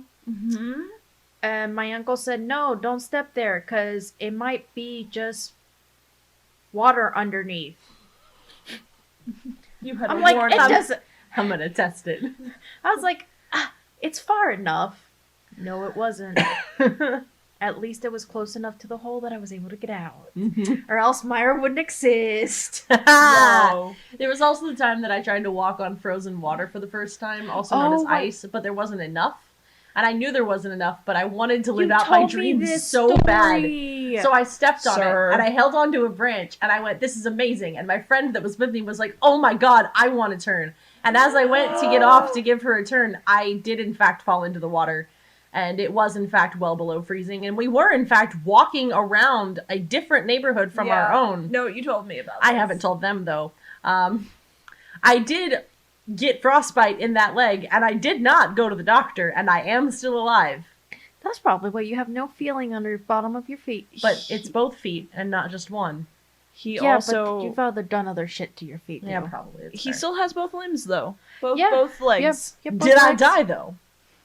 Did I die though? I'm trying to think if there's another. No, I'm trying to the think time of something stupid that I did. No, but- I So wait. busted my chin. for Haku playing- does not like us. He'd be trying to pull us under. Oh fuck. Or rather, both Myra and I have pissed off several river spirits, or lake spirits, or marsh spirits, whatever they may have been. They're angry at us. I almost got bit by a water moccasin as a kid No. in a lake. Oh, They're I fell in the river when I went whitewater rafting too. Oh, fun! I love that. I've done that, but that was just because I was not good at whitewater. I mean, Yeah, my mom that's fell how in. that's how my band director died. So that no, counts. we were at like level 1 or 2. Doesn't matter. Mm-mm. He was on a level 1. The dude had a heart attack and cancer. They were on a day trip. That shit's dangerous. My mom fell out of the boat, and the first thing they tell you when you fall out of the boat, they just say float. Float What and is- feet first. You know what? They say don't swim to the shore. Your mom tried to swim to the shore. My mom swam to the shore. Oh, She made it. successfully. Yes. That's impressive. Dangerous, but impressive. How many bears? Huh? Bears. Bears. She was lucky. They Okay, say float to the end of the let's- course for a reason. Let's get back on topic. Yeah, so we my pissed God. off some river spirits. Yeah. Aside from that, I really like Haku. He's an interesting character. He's Especially for not getting too much screen time, you know? yeah, he's got this sense of he's there. He's. Oh, go ahead. Fuck. Yes, he doesn't have a lot of screen time, but you get this sensation that he's there, and this comfort knowing he's there. And then when you see him every time you see him on screen, he's different in a way. Because first you see him as the savior, then you see him as this asshole, then you see him again as the psycho dragon being attacked by little paper dolls. and then you see him dying, and then you finally see him in his true form, which is all very intriguing. The impression I got was that he was very much like this gilded prisoner kind of energy of like a bird in a cage, has a level of privilege above everyone else who is functionally a prisoner there as well. But because of his privilege, he's also more in danger. Okay. In more danger. I don't know. That's something I got of this gilded prisoner energy, especially when everyone's like, Master Haku, where are you? Like, and they're literally hunting him down because he's gone and done some shit. How the fuck did everybody know he went and did some shit though? Like for real? He ran away from a bridge, Yeah, grabbing a human's hand. Yeah, he literally had a human in tow, was trying to smuggle her in, and then dis-a-fucking-peared. That is literally sus. That's like, I rolled a nat 20. What did you roll? A critical failure. Fuck. You're both seen. What? I'm gonna stealth out. You do, but you were already seen. You get away successfully, but people know something's up. Yeah. Oh, so what would he be? Because he obviously fights. Druid. Mm-mm. I think Chihiro would be a druid, if anything. Yeah. She has a way with the spirits, That's fair. and they're very nature-oriented. Mm. Maybe... But he's also like. No, because Dragonborns eventually get the ability to shape. Wait a minute. He's a sorcerer's apprentice. He's a sorcerer. Or dumb. He literally already... He comes preloaded. Yes. He does come preloaded. Sorcerer's Apprentice. Alright, what else? Chihiro. I mean, we talked about her very much in the beginning. Right. She's... Her character development's beautiful. Yes, such a good arc. And it's not forced. That's something I really liked about the Ghibli films. The character growth, it doesn't feel forced. It feels natural. And even though you know the whole goal of this film is to have this one character grow, it's not like in your face, or it's not like so dramatic that you're like, oh, that shit wouldn't happen. Yeah, no, I said this last episode, I think, but you can always see the person they're going to be at the end of the film, at the beginning of the film. Because they're going to be a foil. Yeah, the Chihiro is very kind. Like, even though throughout the beginning of the film, she's insulted as being clumsy, awkward, rude, she still has this fundamental kindness and empathy that she shows to everyone she meets, even if she's awkward and clumsy in the way she executes it.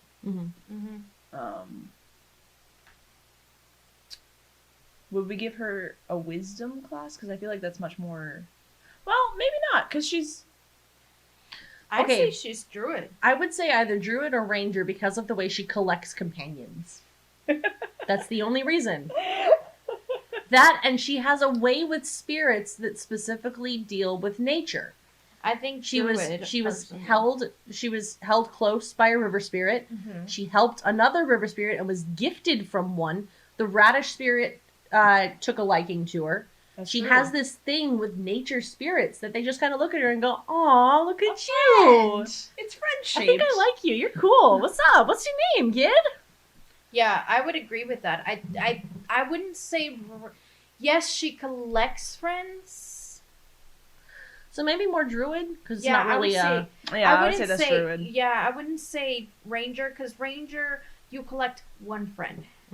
My ranger was an exception. I just collected all small animals. Well, that's because our DM kept trying to kill your animal companion. Okay, we don't talk about him, remember? Yeah, because he couldn't kill yours. That's not my... Okay. Anyway, total sidetrack. I don't want to talk about him. We've been over this last week.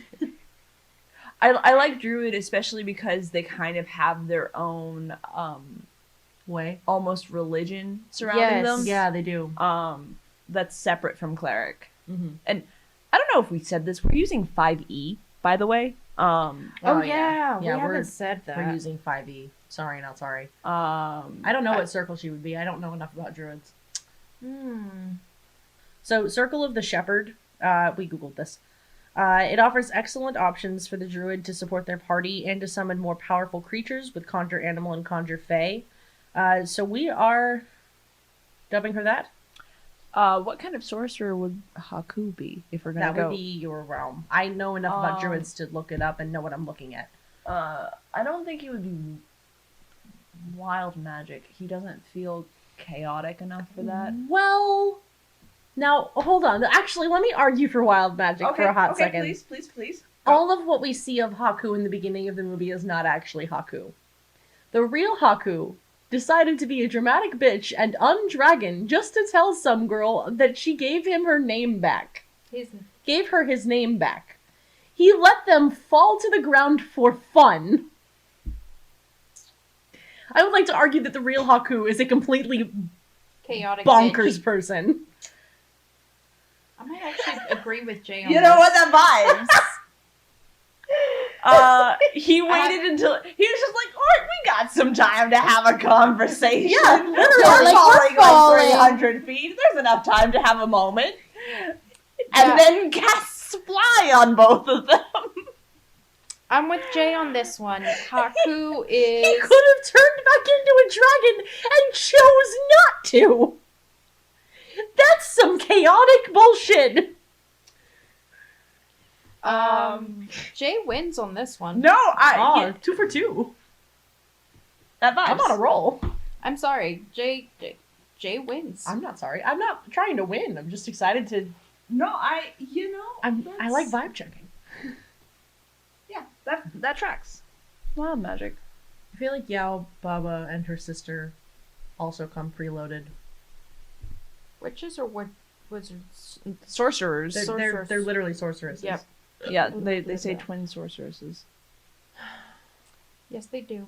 Shut up. What kind of subclass though? Oh, Since we're diving into some subclasses this time. again, I don't know enough about sorcerers. I've only played a sorcerer once, and it was That's wild more than magic. me. That's more than me. I've never played a sorcerer, so don't ask me. Okay, hold on. I didn't know they had subclasses until you said it a second ago. That's not true. I knew that Emin was a wild magic sorcerer. I just figured that was the only one. You know Emin is Emin because it's Emin. She's just... While Sam is looking that up, do we want to try and do No Face? Because other than him, yeah, I think there's that's not really it. a lot of No other Face. characters. What's her name? Just Lynn? feels like she feels like an NPC. She She's feels an like NPC, a beloved so NPC. is Bo and. Okay, so there's... But no, I agree. Lynn feels like an NPC. Yeah, like I feel bad, but she does nothing but row that boat and then help Chihiro throughout the rest of the movie. You know. Yeah. I wish her the best. Yeah. Good luck. in Is your a future. boggart a thing that you can actually fight in D&D? Because I feel like No Face would be something like that. Like a bogart, yeah. Yeah. Maybe a changeling with amnesia. Maybe. Maybe draconic bloodline? Sure. I mean, that actually kind of fits with how Yababa breathed fire at the end. Yeah. Stole something out of Iroh's book. Yeah. That's dope. Though. Because I don't think shadow magic works for her either. Aberrant Mind, which is a little more... It's a fresh one. Or, like, by fresh I mean new-ish. Released in the Unearthed Arcana. I see you releasing a lot. Yeah. Honestly, almost a little too much. They need to put out a new player's handbook at this point. Yeah, just make a new edition. And it's a little more mind control-y. I feel like that fits Yao Baba. Maybe she'd be that one, and her sister, whose name I can't remember, would be the dragon one. Maybe. Don't really have a Simbaba? reason. Just yeah. Yeah, the freaking names. Yeah. Granny. She prefers Granny. That's fair. So... Wait, do druids get an animal companion? No, but they very often are portrayed of, like, having a pet. Her parents can be her pets. Oh, no. Oh, no. That's awful. Oh, shit. Could you imagine this little druid walking around with two pigs, both dressed up in one with a little vest and one with a little sun hat, and being stopped by some random dude like, "Hey kid, where you going?" And she's like, "My parents have a curse and I'm trying to get it removed from them." And these two pigs are like, that feels like a D&D. I guess so! And they can be combat pigs! Could you imagine your party They would happening... do anything to defend their daughter. They would! Could you imagine your D&D party happening across this little druid? And they're just like, Do you need help, kid? are you Who okay? sounds like Lilo from Lilo and Stitch? My parents had a curse put on them and now I need them to not be pigs anymore.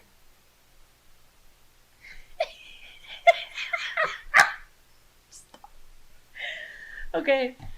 My life is ruined. What else? Or who else? Who was the guy? Boiler Room Man. Boiler Boy. Hamaji. Hamaji. Wait, did we decide on what the little... We're settling with Draconic Bloodline, even though, like, she never turns into... Guys, we're so dumb. Yeah? I mean, Haku is a Draconic Bloodline sorcerer. He's a dragon. He can turn into a But dragon. if we make him a dragonborn, then that's checked, then he can still be wild. Yep. If he's a dragon, that's just... He's boring then. Dragon. Dragon, all the way across the sky. Okay, rephrase. Dragon. Well, yes, I was trying to avoid that in my brain. Thank you. Would we like to switch him to... I like him as wild magic. I feel like it fits him really well. That's fair. Because the Also- minute he gets his personality back, he's like, What? sass. Maybe he was a forced dragon. Okay, Yao Baba has to be dragon now. Maybe he was a forced dragon. And then the second he got his real magic back, it was wild magic. Ooh. Okay. Subclass switch. I like it. Yeah. Oh, Yao Baba cast Wish and changed it. And he broke the wish. Oh. Fuck yeah. Cool. Okay. Boilerman. Kamaji. Yeah. He almost feels like an artificer or like a wizard enchanter. I feel like I would agree more with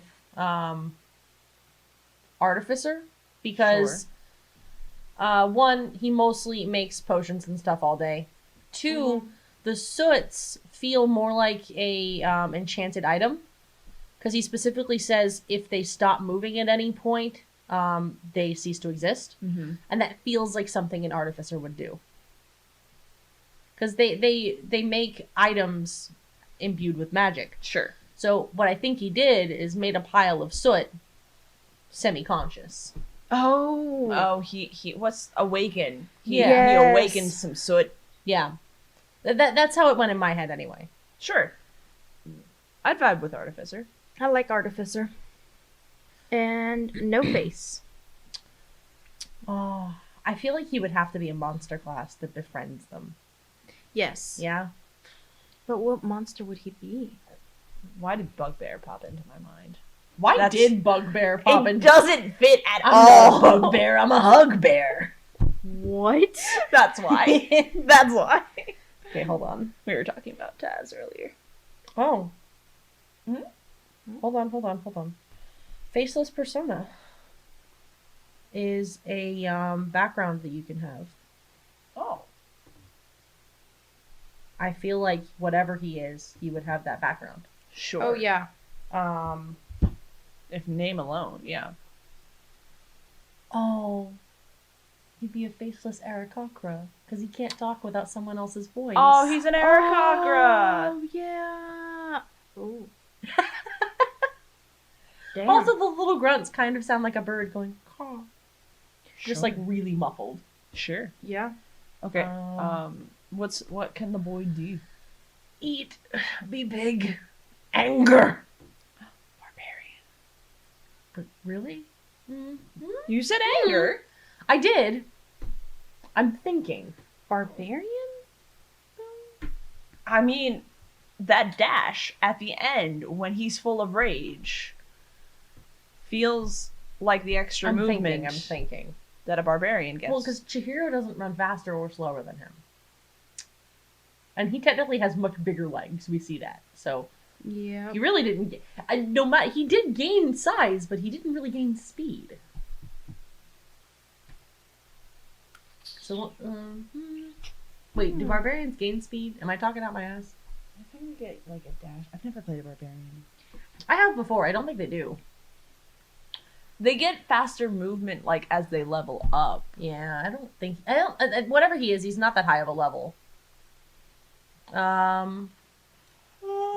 That's for sure. Maybe Is an there, like- illusionist sorcerer or illusionist wizard, because I'm Because- automatically on your side. he there's this spell, I forget what it is, but you can like make fake gold essentially. Oh. Because I was gonna say is there's like an alchemist kind of class for casters, but that works too, because it's not real gold. Yeah. Yeah, I feel like he would be that with a he has some. Maybe his mask gives him a bonus to charisma or something, because he's very charming once he has you under his spell. Yes, he is. So Shihiro just has a high charisma save. What? Because isn't charm person a charisma save? Pretty sure, yeah. I mean, does that make sense for a druid? No, but like there's dump stats. Because druids are wisdom based, but I mean, maybe he didn't actually cast it on her. Maybe he just thought that he could do it raw. Yeah. Like he didn't need the spell. Maybe. Like he's like, I'm actually gonna save my spell slot. I'm just gonna do it. What if he didn't know the spell yet? When he met her. Oh, so you're thinking he levels much faster. Yeah. At least That's until fair. he vibes with Granny. And Okay. then I can vibe with that. yeah, illusionist wizard. All right. Anything else? I think that's it, because the everyone other ones else are is- really feel more NPC, because the parents obviously definitely. NPC. The frog is an NPC. Lynn's an NPC. Lynn is, yeah, because Beloved, but Bo is an NPC. The baby. yeah. Because I mean, He's just a mouse. And yeah, most of the movie he's either asleep or a mouse. Mhm. The heads are NPCs. Dope You know what, NPCs though. We can say he's a baby barbarian. Oh. Okay. Like Baby. barbary babu. He's something. He's something else. Mm-hmm. Yeah. Okay. So as it stands, Anything else? I think we're good. I think we're good.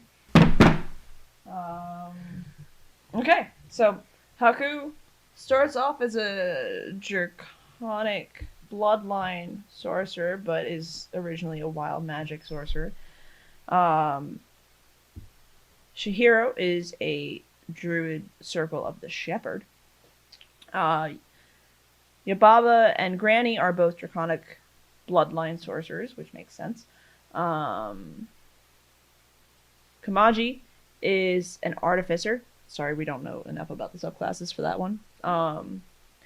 No Face, an illusionist wizard. And then little baby Bo is a baby barbarian. Still learning and getting his feet. Literally. Literally. If you don't play with me, I'll cry. And Mom will come. And she'll kill you. She'll kill. That's literally. Oh. Stop. Stop it. If you make Shihiro cry, I'm not gonna like you anymore. Also, the fucking even for the baby, they did that rounding shit. They did. Ah, beautiful. Love it. I just wanted to live a good mousy life without his mom. Like for Go Hagrid, go. He was like, "Can I stay with you, Granny?" She's like, "No, go home. I don't want to deal with my sister. Go home."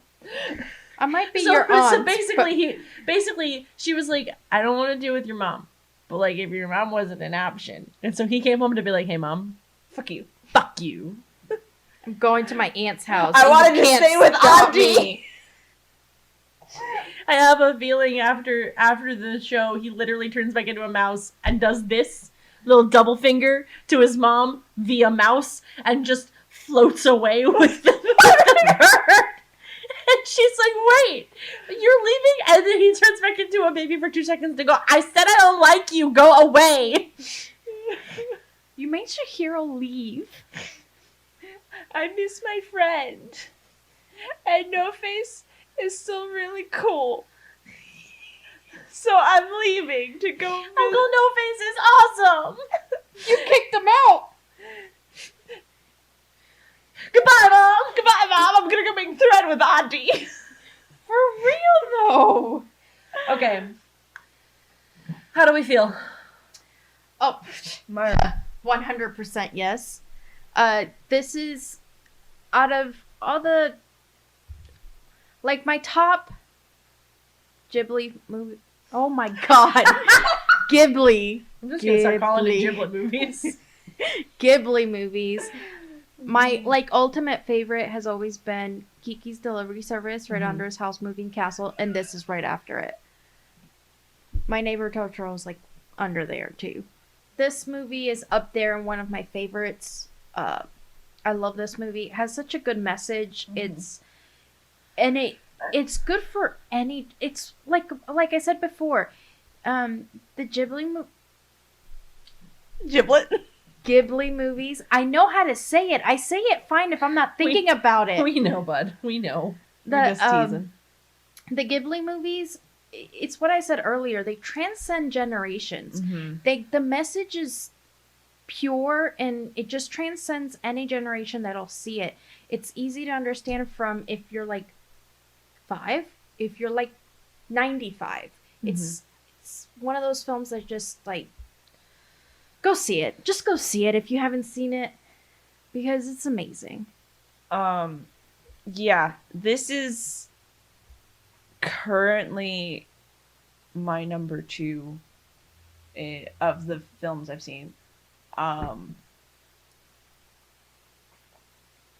It is really, truly any age you can get something out of it and enjoy this movie. And even if, like, it's one of the films that every time you watch it, you kind of get a little bit of a different aspect from it. Yes! You can always be learning something from this film. And this is my second time seeing it, and it's so good. It's just that there's a new element of the character you can explore with every watch, and that's not something you can say about every movie. It's deeply empathetic and values kindness and love in all of its forms. It's not just romantic, but, platonic and familial. And it doesn't minimize that, which happens so much in kids' films. And it's like, oh yeah, cool, the power of friendship and love. Whoa. No, it puts it on this importance that You don't see anymore, and actually makes it something to work towards. It's not just, oh, we can just vibe and be friends. No, you have to put effort in to care about the people you want in your life. And it's a really good movie. It's a really good film. Go watch it. Yes. This is my number 1 Ghibli movie. It will never be topped. It was my first. If I ever don't want to watch this movie or the first How to Train Your Dragon, assume something's wrong with me, that is a duress signal. I literally have watched this. I have watched this movie on repeat when I still could record it on our Comcast. It wasn't Xfinity yet. And it was only when Cartoon Network would air it. I never owned the DVD, but I'm going to get it now because Actually, I want the fancy one. Oh. I appreciate you. You've opened me to the world of the fancy one, and now I want it. yeah, I'm sorry, but when I realized I can do collectibles, I'm like, what?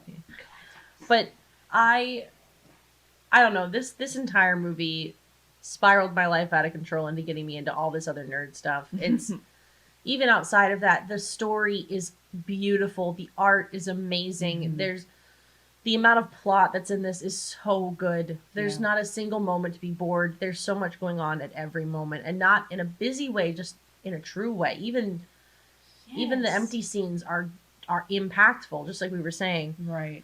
It's something to not pass up. Like, out of all the stuff we've watched, this is the top of my list. Like, don't watch anything else we've said. Just this one. Just this one. Just this one. It's so good. Chihiro is a really good main character. Really relatable. All the supporting cast are really good. There's something I forgot to say earlier, but I won't say it yet. Yeah, it's just Go watch it. That's a yes from me. 1,000%. I will never rank anything higher. That's three very enthusiastic yeses. Yeah, no, definitely. Yes. So, yes, go see it. Thanks for listening to this week's episode.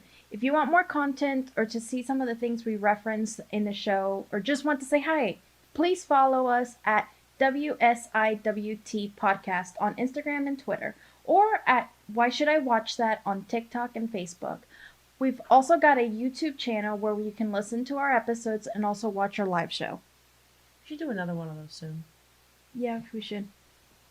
Maybe for Pride Month.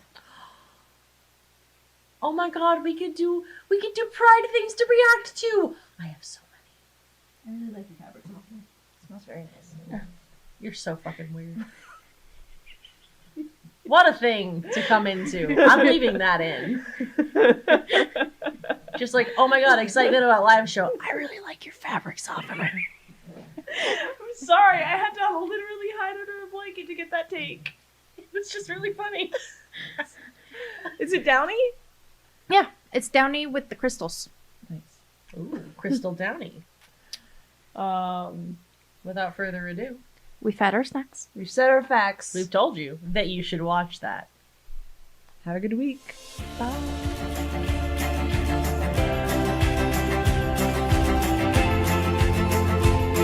Hello, next month is May, which your humble three nerds in trenchcoat have dubbed Miyazaki May. All features from this month will be either from Miyazaki or Studio Ghibli as a whole.